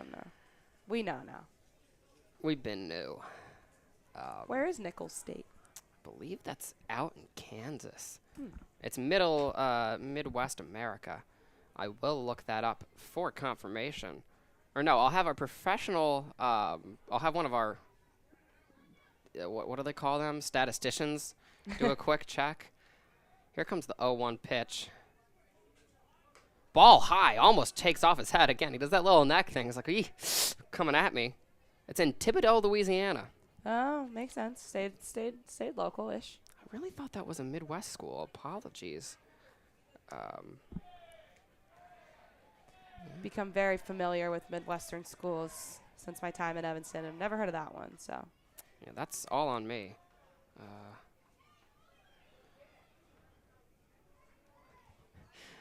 Jordan Little's mom liking all the highlights on Twitter as we speak. If you're watching, your son had an amazing performance. Yes, what an outing for Jordan Little. So, Mrs. Little, you should be very proud.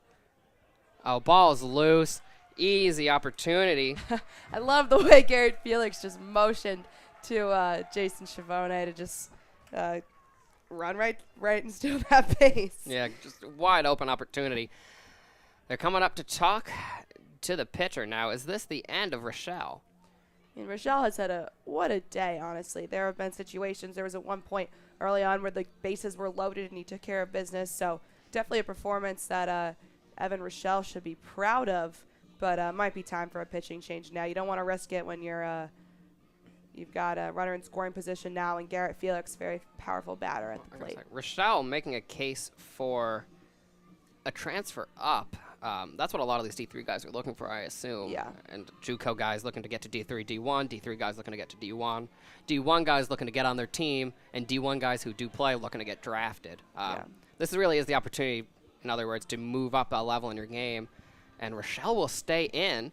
A 4.98 ERA in D3, but a very good performance here in a league that I think is a higher level than D3 baseball. Yeah, I mean, Rochelle, like you said, probably maybe making a case to break into that Division I standing, and sometimes this is what it takes. So clearly made the case for himself to stay on the mound tonight. Millersville, a great program in D3. I believe they've gone to the championship game 2 years in a row. I mean, lots of Millersville guys on this roster, so. Maryland, a big baseball state. Not something I realized. A lot of talent comes out of this area. 2 fouled off by Felix. The count is now 2-2. Yeah, I mean, University of Maryland making a name for itself. This past weekend, they got to host their own regional. Couple Terps come into the Big Train roster shortly. Is sad result last night against UConn, but very excited to have some Big Ten players on this Big Train roster. Yeah, following the end of that season, Matt Cunningham and Andrew Johnson will be joining us. Put up by the pitcher. It's going to escape. Gets to it. Not in time. Wait, in time. Felix is called out. Boos from the crowd as the umpire calls him out. Rochelle really redeemed himself there. That one kind of fell out of his glove, and then he was able to make it happen. Umpire will call him out. Felix quick, too, so definitely not a mistake that Rochelle can afford to make, losing that in his glove, but was able to compensate. That brings up the man who misses the rage, Emilien Pitre. The shortstop. Grounded out twice. Singled once.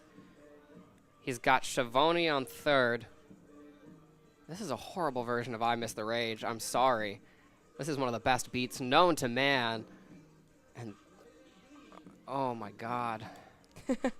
Maybe the Big Train doesn't have the rights to the version, good version. I don't know. No, we like go through proper software everything. and everything. We have the I rights know. to everything. Maybe you should talk to Emilien about his choice and version of the song. I'm gonna ask, why is this the version of I Miss the Rage you're playing? The first pitch almost takes his head off.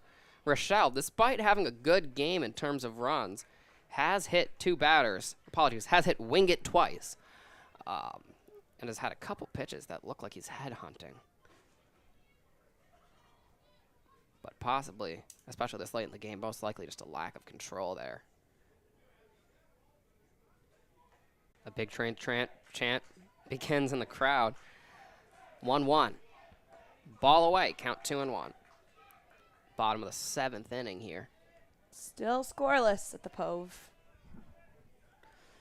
We've seen some great baseball, especially pitching-wise. It's just no one has been able to come home. Yeah, don't mistake a quiet game for a game that has not had a lot of talent from the pitchers, from the fielders, and even some great moments from hitters. There it is! And it escapes the shortstop. Pitre, single up the middle, will bring home Schiavone, and there's that first run of the game. The Big Train now lead 1-0. Finally! We were just talking about how it was quiet. But there it goes. Emilien Pitre with another hit on the day to send Jason Schiavone home. Catrone's had some great plays today, but that was a hard-to-reach ball. Comes off his glove. Definitely not an error, but a close play there. And Pitre brings home the first RBI of the season. Wow.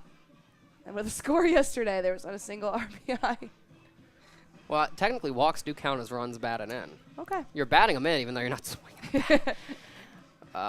Anyways, might be real time for Rochelle. It looks like he really wants to stay out there, but they brought him down in, and pitching change finally for the Thunderbolts. That was an interesting stat I found with the only crop dusters. There's a player who had no hits in like 12 plate appearances, but he did have an RBI from a walk.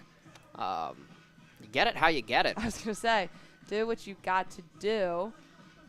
So new pitcher for the Thunderbolts. Wait, it looks like he's staying. No, I believe he came off.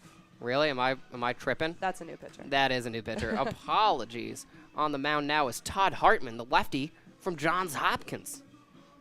Nerd boy. No, 4 innings pitched, 5 appearances, 8 earned runs, and 10 walks. A local, Fairfax station. So many locals in this league, honestly.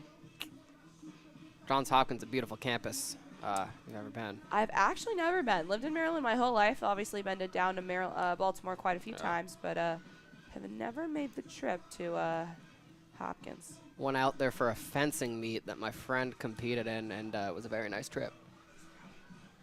Throwing now for the for the Tacoma Thunderbolts is Todd Hartman. No? No, I believe that is Gabe Delgado, actually. Scratch that. Gabe Delgado. Gabe Delgado. I got the number wrong. Yeah, sorry, folks. Apologies. I thought I saw a 13. It's a 29. 23. I really need to get my eyes Nick, checked. do you wear glasses? No, but I might need them, Allie. Yeah, that is 23, I believe. Scratch the Johns Hopkins talk, but another local UMBC boy from Ellicott City, Maryland. Across 3 seasons, he has a 10.26 ERA in D1,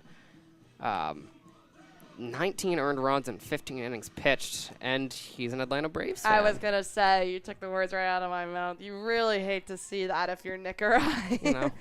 Yeah, we're very opposite in the teams we like, but the Phillies, the Braves, hate them. Hate them.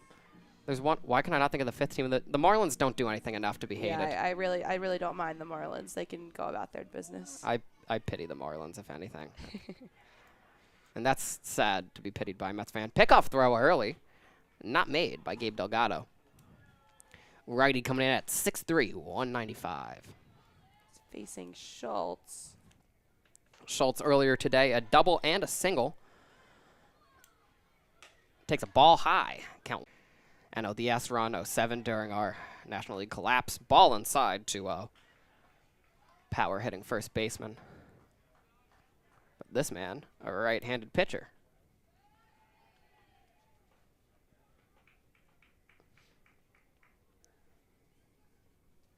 The 2-0.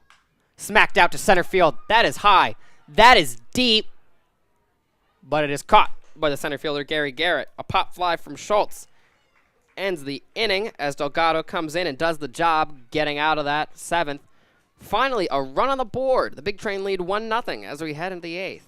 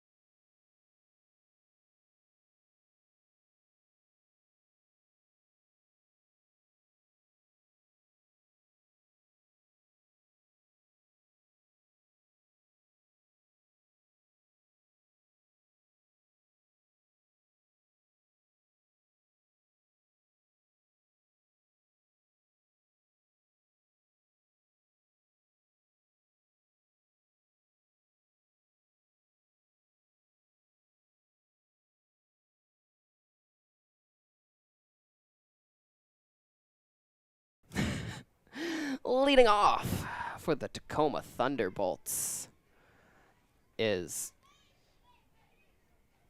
Jack Catrone. We're back to the top of the order. Apologies, I could not see the number on his back. Oh, I was looking at the Big Train roster. That's why there's no number 7. Yes, it is Jack Catrone, the shortstop from Glenridge. Just want to New update our Jersey. viewers. Nick will be getting his eyes checked after this game. I actually haven't seen an eye doctor near swing and a miss 0-2. Actually, no. I went and I did it in my yearly physical, and they said I was 20/20. Either I'm very good at guessing letters confidently on the little eye chart, or I really just I mean, it's far. It's far. no. But you're getting them right every time. It's not that far. I have good vision, though, I've been told. So. All right, we get it. We get it. Sharp vision, eagle-eyed, alley. The 1-2 pitch. Ball misses. Count 2-2. Mizuki on the mound. Mizuki's an amazing name. I just wanted to add that out there. Todd Mizuki. From Cockeyesville, Maryland. The 2-2 pitch coming off to Catroni. He's going to miss. Count now full. Zoki, a media arts and design major. It's pretty awesome. God dang. Don't see many baseball players doing that kind of stuff, so. I love it when we get a fun one like I think the Crop Dusters have a nursing major. Hit down to the third base line, easily fielded by Schultz. Thrown across. Perfect throw to Cobb. That'll be the first out of the inning. A nursing major. On the Crop Dusters. Can you imagine being in nursing school and playing baseball in college? It's a lot. Yeah, I don't get. Well, there's someone I think on this team who's an engineering major. Yeah, no, that's crazy. I can't do that with my full attention. I can barely get through my stats classes. There are some engineers on the WA, the catcher for the Thunderbolts is an engineer. Yeah, that's it. That's the guy who I remember reading about, and he's at Cornell doing Cornell engineering. And playing Division I baseball. And he's here smacking balls around in D1 and in the Cal Ripken Baseball League. Count 1-0. At the plate now is Taylor, the third baseman. Smacked down to the second baseman, fielded well by Rogers, thrown out. 2 routine ground balls, 2 outs. Mizuki in control this inning. Top of the 8th. Big Train looking to hold on to that slim 1-0 lead. Again, for those of you who are just tuning in, do not mistake a 1-0 lead as a boring game. This has had all the ups and downs, multiple opportunities for both teams. Those hits have been wasted, sadly, in most chances. But 6-4 on the hit board. No errors at all by any fielders. First pitch coming in here, low and away. Ball 1 to the man we were just talking about, the engineer, Nathan Waugh. Can he engineer something here this inning?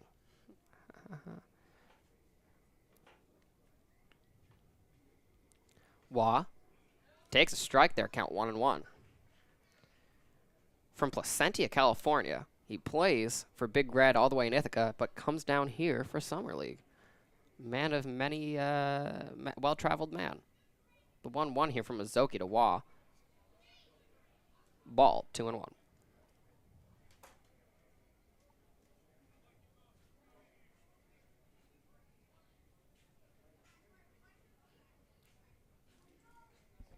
The 2-1 pitch. Oh my God, his bat is flying, almost caught by Schultz. Wow.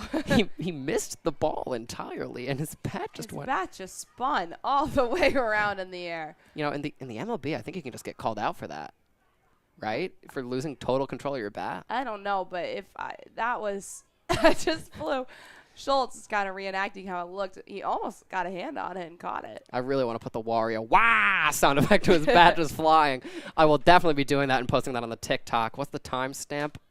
What do we got right now? 9:16. I will be making a Wario Waluigi meme.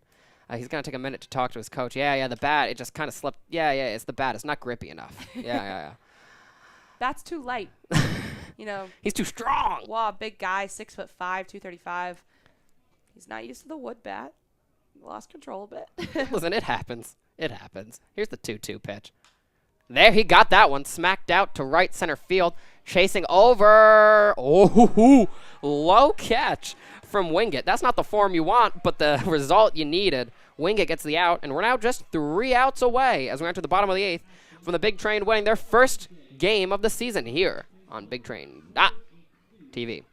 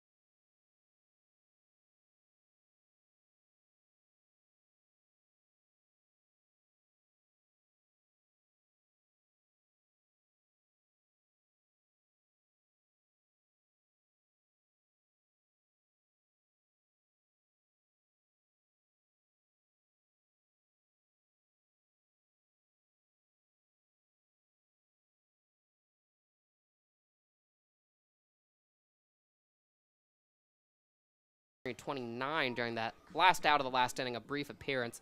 Quadros, a high school senior from Springfield, Virginia, committed to the College of Charleston. First pitch, hit. Whoa! Woo-hoo! He squatted very quick, protected his head with the glove, and made the play. Yeah, young guy, not afraid of the ball. Came right to him. Yeah, I'm not that brave. I don't know about you. That was Cobb at the plate. Quadros, one of those young guys, but committed to go D1. Definitely going to be an asset to the Thunderbolts here as he comes in and tries to keep the big train lead to as slim as it is. First pitch of this at-bat. Fouled off hard towards the cars. Sounds safe. I can't wait till we get our high schooler, Nick Morabito. I know. Should be joining. People are buzzing about him. Allegedly going in the second or third round of the MLB draft. He won't be with us for long, because I'm sure if he gets a good contract, he will leave and go there. Get drafted that early normally.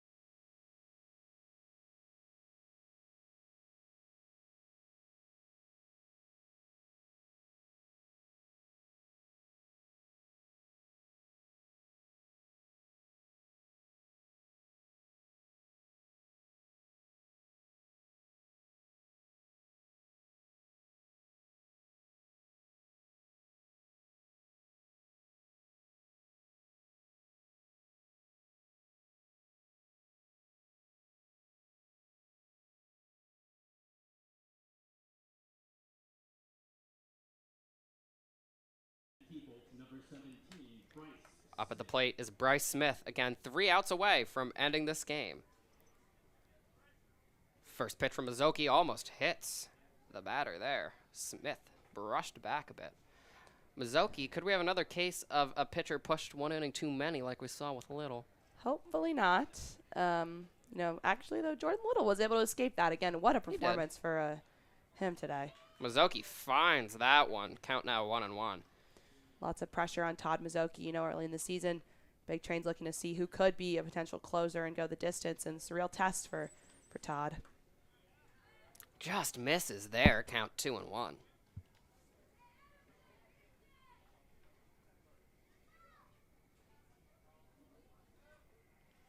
Mizoki looking to record his first save of the season.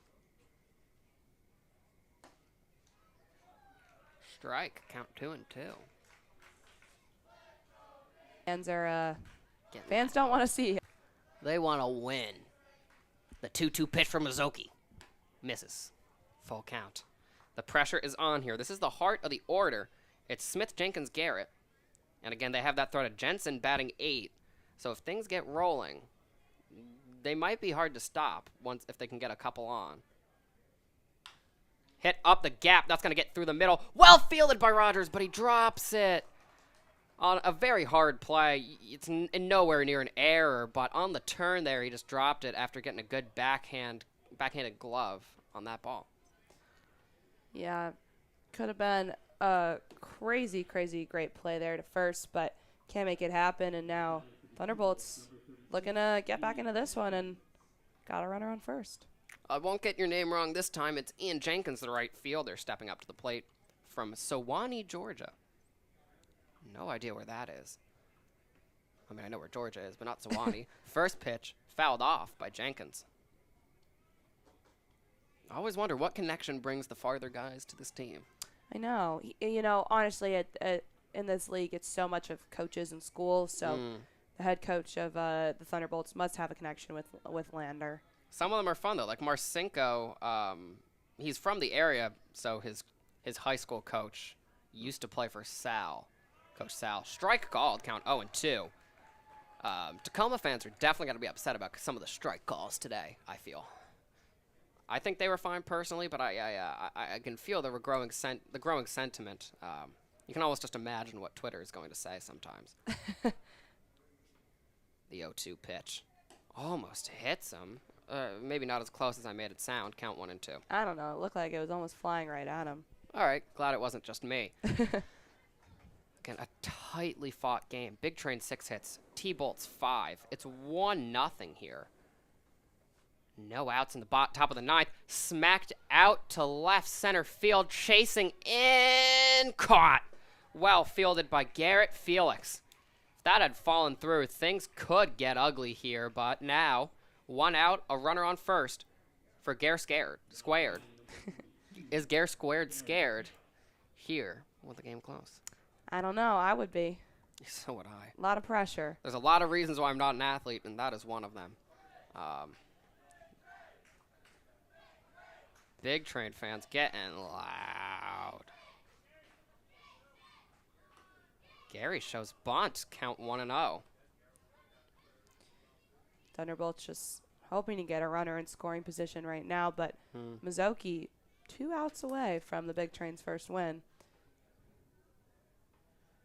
A Garrett bunt would bring up Fabre, and then Jensen would be on deck.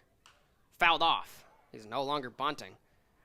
Count 1 and 1. We'll see him, if he performs as we expect him to, move up in the order as we go throughout the season.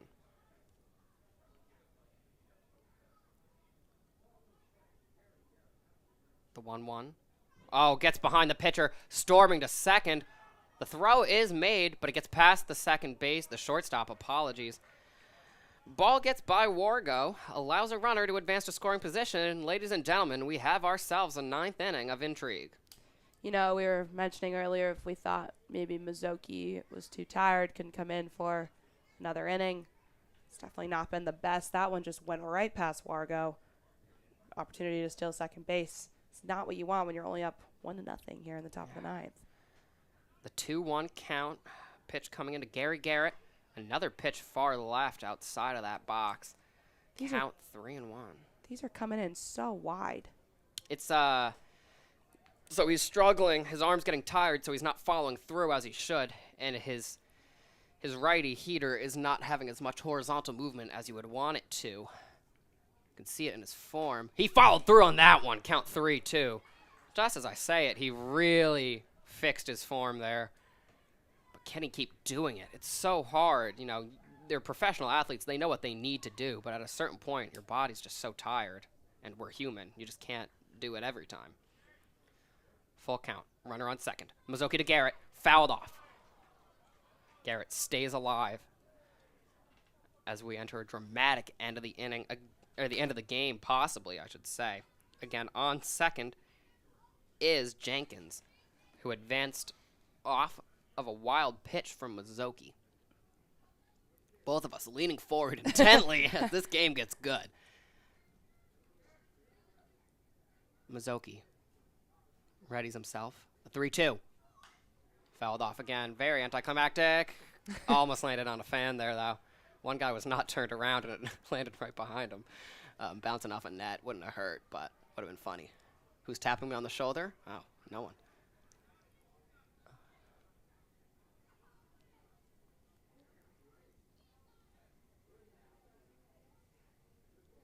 The 3-2 again from Mizuki. Misses.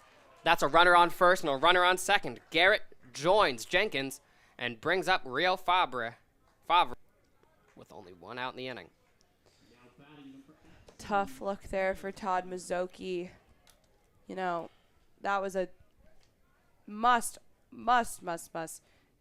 get Gary Garrett out there, and he just couldn't make it happen, and now he's got to face Rio Fabre. And even if you get rid of him, Jensen's the guy on deck.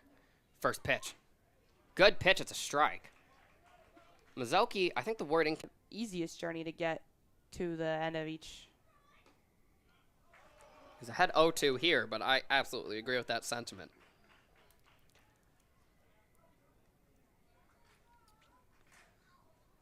Again, our next home game will be Wednesday. Thursday. Thursday. Today is Tuesday. Forgot we had a day off. The 0-2. Hit up the middle. That's going to land. The Tacoma runner will not round third. The bases are loaded here in the top of the ninth with one out, bringing up the power hitter Jensen. This is not great. We talked about number 8 in this order, Max Jensen, definitely a threat, honestly, sort of a sneaky late order weapon for the Thunderbolts. And what better position now? He's got bases loaded, and I believe he's had 2 hits on the day.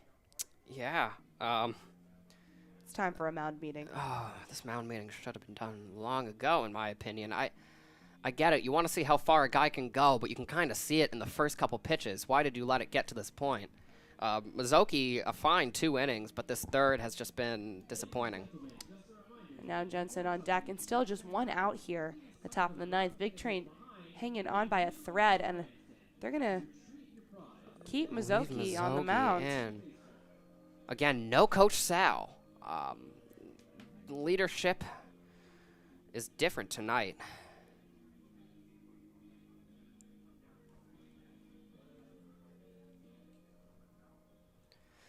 Pivotal moment early in his Big Train career. Bases loaded, bottom of the ninth. Max Jensen here, a chance to put Tacoma ahead late, break the hearts of Big Train fans who saw their team take the lead in the bottom of the 7th. And that wide stance of Jensen, imposing his presence. The first pitch, hit hard to left field. That's definitely going to bring a run home, whether it's caught or not. Fielded by Felix. He's going to throw hard, but that will not be in time. The runner for Tacoma will score. The game is now tied here in the top of the ninth, 1-1, off a sacrifice fly from the Cornell student Jensen. Max Jensen did exactly what he needed to do there to tie this game up, and talked about how he would be a threat, and luckily didn't go further than just the 1 run, but I mean, it was bound to happen at this point. Bases were loaded, and the Thunderbolts did exactly what they needed to do. Look, it was a well-hit ball. They're just lucky it was hit to the left fielder. Yeah. Jensen, first pitch, made his presence clear now. Runners on first and second after that out, and runners scored. Tied here 1-1 with 2 outs. The pitch. Holds the bat back for a strike. That's Moeller, the left fielder at the plate, another D3 athlete. Moeller from Lander, who batted 161 in D2. Apologies, not D3. Not a lot of D2 schools. The 0-1 pitch. Mizuki finds the zone with that one. Floating just into the corner. Count 0-2. Mizuki, great opportunity here, with the 0-2 to sort of close this one out. Getting a full count would be dangerous, and walking Moeller is the absolute last thing you want to do in this situation with runners on first and second. He's in charge here, though. Ahead 0-2. A chance to get out of this inning. Mizuki, the 0-2 pitch. Hit out to right field. That'll land. The runner will round third. He trips a little. Lone save opportunity here. I'm just, it's opening day. Mizuki had a kind of chaotic, not chaotic, but like we said, imperfect couple of innings. He did do his job. And they're still leaving him in. I know. He did do his job and get another 2 innings of scoreless play out of the Thunderbolts, but you could tell on that first pitch that he threw in this inning that he just was not going to go the distance. They left him in far too long here, and now we're back at the top of the order. Leading off is the shortstop Catrone. He's got runners in the corners after that hit brought Gary Garrett home. Garrett tripped a little bit on the bag, rounding third, but made it home. Hefty cut from Catrone. Count 0-2. Mizuki, again, just 1 strike away from getting out of this inning, but Big Train fans don't feel very comfortable. Well, I'm speaking for myself with that, I guess, but I don't feel very comfortable even with the 0-2 and 2 outs. The 0-2 pitch, fouled off. Again, leading off for the Big Train when we enter the next inning, I believe, is Hegwood, Wingett, then Wargo. Bottom of the order. Not exactly what you want, but Hegwood again was the hero yesterday. And Wingett has reached base twice, albeit through hit by pitches.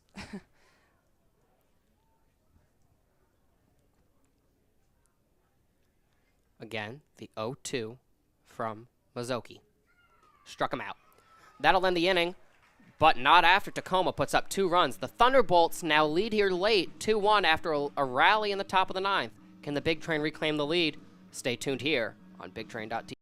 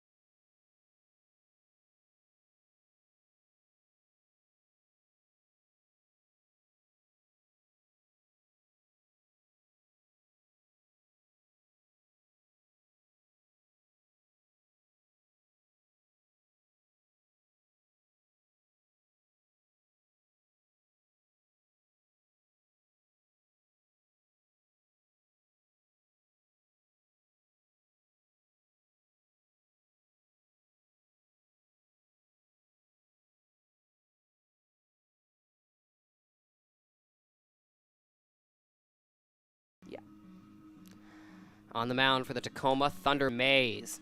The pitcher, currently at Jackson State Community College, previously at Andrew College. At Andrew College, he pitched 35 innings, gave up 38 hits with a 4.5 ERA. Not great numbers at the JUCO level. Can he succeed in a league that's a couple notches above that here for the Tacoma Thunderbolts? Again, leading off is Colton Hegwood, the DH tonight. This is a do-or-die situation for the Big Train. It's opening day here at Shirley Povich. And, you know, we played 6 scoreless innings of baseball. And then the Big Train were able to put a run on the board. And Tacoma, off some not-so-great pitching from Todd Mazzocchi, were able to come back and rally to take the lead in this one. So Big Train needs to make something happen here if they want to escape opening day with a win. Apologies. Hegwood struck out in the end of the last inning, and I recorded it in the wrong box. So we're leading off Wingett, Wargo, Schiavone. Bottom of the order for the Big Train here. Could put Garrett Felix in a huge position if they get something going. Trey Wingett from Washington, Utah, one of the 2 Utah boys on this team, but attends St. Mary's in California. He has 11 strikeouts and 19 at-bats in college. Struck out once and was hit by a pitch twice today. Can he return that? But actually, Hit out to right field. That's going to land fair. Wingett puts on the Jets. He's pushing for second. The right fielder struggles to pick the ball up. He's not going to advance to third. He's going to take a stand-up double. Trey Wingett celebrating. How do you lead off an inning? That's how. Trey Wingett, bottom of the 9th, double. well, I was gonna after I so poetically said that they must score. It was important to do that. You know, you mentioned it before. We're at the bottom of the batting order here for the Big Train with huge double for Wingett there, and to get Felix back at the top of the order in position to make something happen would just be huge. But if these 3 guys want to take care of it themselves, I'm not mad about it. But I think it is going to be very important to be in scoring position and hopefully get to Felix, which now they will. My favorite quote from Johan Cruyff, former soccer international from Europe. To win, you have to score 1 more goal than your opponent. That's what we need tonight. I think an announcer said that deadpan actually across the pond in England last year. You know, they just need to score a goal here to win. Like thinking he was giving great analysis. Thankfully, you've got much better broadcasters here. Color commentary from Ali Navarrete really describing the scene here. As we got a pinch hitter for the Big Train. Stepping up is number 30. That's Sean Lane, a dirty Terp. Very exciting. Our first University of Maryland player due up. From Long Island, out near Oyster Bay, my second hometown, played for St. Dom. The legendary boys high school. Shout out Adam. You're definitely not tuning into this, but my man, I do remember you exist. This is a dangerous situation. You know, Sean Lane, a very impressive, just had his first year with Maryland, a very good team this year, and made 10 starts, batted .205, hit a home run. So saw some action for a very talented Big Ten program, which means he's got the experience to hopefully bring this one home for the Big Train. He just got done yesterday, so Yeah. very committed guy coming out to Shirley Povich tonight. Ball lowered away. Count 1-0 to Sean Lane.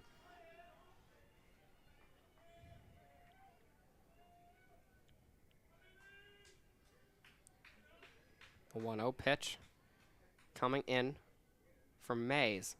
Smacked by Sean Lane. That is deep left center field. Dropped. He dropped it. The ball is dropped. A horrible, horrible error. Safe at third. That's a double. Or clearly an error for Moeller. Back at the wall. He dropped it. He's throwing his glove on the ground. Oh my God. Allie Navarrete, how are you feeling? I'm feeling great. Wow. Inject Sean Lane into my veins right now. That was just absolutely insane. This guy comes off losing a heartbreaker in the College Park Regional last night. His college season is over. He gets to Shirley Povich tonight and does exactly what he needs to do. I love that decision to bring him in from the coaching staff. Obviously, you're not going to see Sean Lane start today. He's very tired from playing NCAA baseball. But wow, what a difference maker. Huge, huge hit for the Terp. Yeah, Sean Lane. Wow, he went with the first pitch to Schiavone. Schiavone doubled earlier. He's been on base twice today with a walk, but also struck out. Can Keyshawn Mays regain control of this inning? Again, that could have brought home Wingate, but he was expecting a catch. He was headed back to second to tag up. He looked confused as he showed I up. would be confused, yeah. I was like, is that a homer? No, he's going to catch it. Oh, no, it landed. Popped up in the infield by Schiavone. That is the last thing you want on that. Caught by the shortstop. That is the first out of the inning. For the order, this is exactly what we thought needed to happen. Nick, it is Garrett Felix. My man. Love this guy. He's been so nice in person. He's been great on the field, you know, more importantly, I guess, in terms of broadcast. Today, he grounded out, flew out, hit a single in the first, and drew a walk in the second. Oh, he's taking off the shin guards. What is he? Intentional walk sends Garrett Felix to first, and the bases are now loaded. Wow. Wow. Keyshawn Mays did not want a piece of Garrett Felix. Interesting that they bring up Amelia M. Trey, who has the only RBI of the game for the Big Train. This is a big moment. Nick, bases loaded. I guess they're hoping for a double play ball. Trey did ground out earlier. Twice earlier, actually. But he has two singles as well. He is definitely a contact hitter kind of guy who could ground into the double play ball, so I see the perspective. Felix is a bigger threat. But Amelia M. Trey, can he make them regret that decision? Mays with the first pitch to Trey with the bases loaded. Ball. This is what we watch baseball for, ladies and gentlemen. This is why we're here. Count 1-0. Bottom of the ninth, 1 out, bases loaded. Big Train trailed by 1. The 1-0 pitch fouled off by Trey. I really want a big winner here. I think everyone does. I'm sure the guys next to us do not. Our friends in the Tacoma broadcast booth are anxious for on the very opposite end of the spectrum here. The 1-1 pitch coming in from Mays. Trey hits it out to left field. It's caught. Moeller catches it this time, but the run will come home. Wingate will score, and we have a tie game in the bottom of the ninth. Huge. A sacrifice fly from Amelia M. Trey. That's his second RBI of the game. He has been the leader today. He's brought in both of the Bethesda runs. The Quebecois native. Why do you laugh every time I say Quebecois? That's what he is. I know. It's just a funny way to say it. That's how you say it. Like Toronton, Quebecois. I don't think I've ever heard that. Quebecois. Someone from Quebec. I know now. You know, they have a big, the only reason I know that is because they have a big role in Parliament. They have their own party, the Quebecois. First pitch here coming in. Fouled off. That is on top of Brock. This is Schultz at the plate. He's singled and doubled earlier in the game in the second and fifth, but flew out most recently last inning. Schultz with a huge chance here. If he can get the walk, he'll load the bases. If he can get a hit, hopefully send another runner home or load the bases. Lots of things he could do here. Sean Lane still on second. Felix on first after that intentional walk. The 0-1 pitch from Mays. Hit down the left field line, foul. Oh. I feel like I've said hit down the left field line about 5 times this inning. Batter's really pulling here against Keyshawn Mays.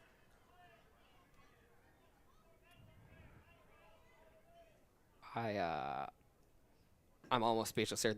The energy in the stadium is palpable. It's 0-2. The count 0-2 with 2 outs. Winning run on second base. Here's the pitch. Hit down the left field line. Fair! It'll land! It'll send home Sean Lane! And your Bethesda Big Train walk off behind a Schultz walk-off single. The Bethesda Big Train defeat the Tacoma Thunderbolts 3-1. 3-2. 3-2. I'm delirious. I'm sorry. I was gonna say 2-3. Petre and Schultz, the heroes. A walk-off single from Schultz seals the deal, but 2 RBIs from Petre got them in that position. Keyshawn Mays will be the one tallied with a blown save. The the JUCO player from Andrew College and Jackson State Community College. What a game, Nick. Oh my God! All right, We asked for it. Before the game. Nick and I were like, we would just really like some excitement today. 2 exhibition games weren't the most thrilling here at the Pope, but for the Big Train to rebound like this, and after 6 scoreless innings, getting the run, and then top of the 9th, the Thunderbolts come back, and then they match it. Oh and my gosh! What? Honestly, I'm a little biased being a huge University of Maryland fan my whole life, but what a decision to bring in Sean Lane. Bro, pump the energy off of that into my veins. If you are Mulder right now, how do you feel?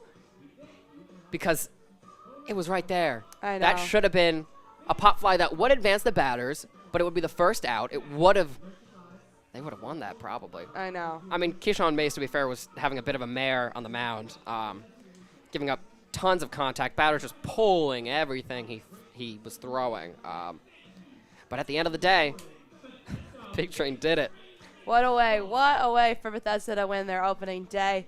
Yeah, honestly, standout performances. Also, let's go back some of that pitching. Braden Jones got his first start on the mound, did a pretty good job, and then Jordan Little. We forgot about Jordan Little. It feels like so long ago. It feels like it was yesterday. 3 innings pitched, 8 strikeouts from Jordan Little. Even when his stuff was kind of going in his 3rd inning, that was the 5th, I believe, he still struck out 2 batters. If that's bad for him, geez, we got a lot in store from that guy. Seriously, and again, just so excited for the season. What a way to start. I think Big Train fans are glad they stuck this one out, and we'll be back tomorrow. Yeah, we'll be on the road tomorrow. We'll be on the road but we for will the first time. Still be here with you. First time. The Big Train interns are going to be carpooling. Oh, very exciting. Oh, yeah, can't wait. Hopefully someone has a good choice when they're on aux. Hopefully. But finished it off between RBI singles from Emilian Petre and from Schultz. Very exciting. Big Train win, 3-2. Yeah, we'll be back with you tomorrow here on Big Train TV, as we just mentioned. So stay tuned for more action. We'll be posting post-game clips to the YouTube, I believe, now that we have a beautiful lavalier mic. Hopefully we can get you the men of the hour, Petre, Schultz, and even Little at some point. But stay tuned to our YouTube. That is also BigTrain.tv.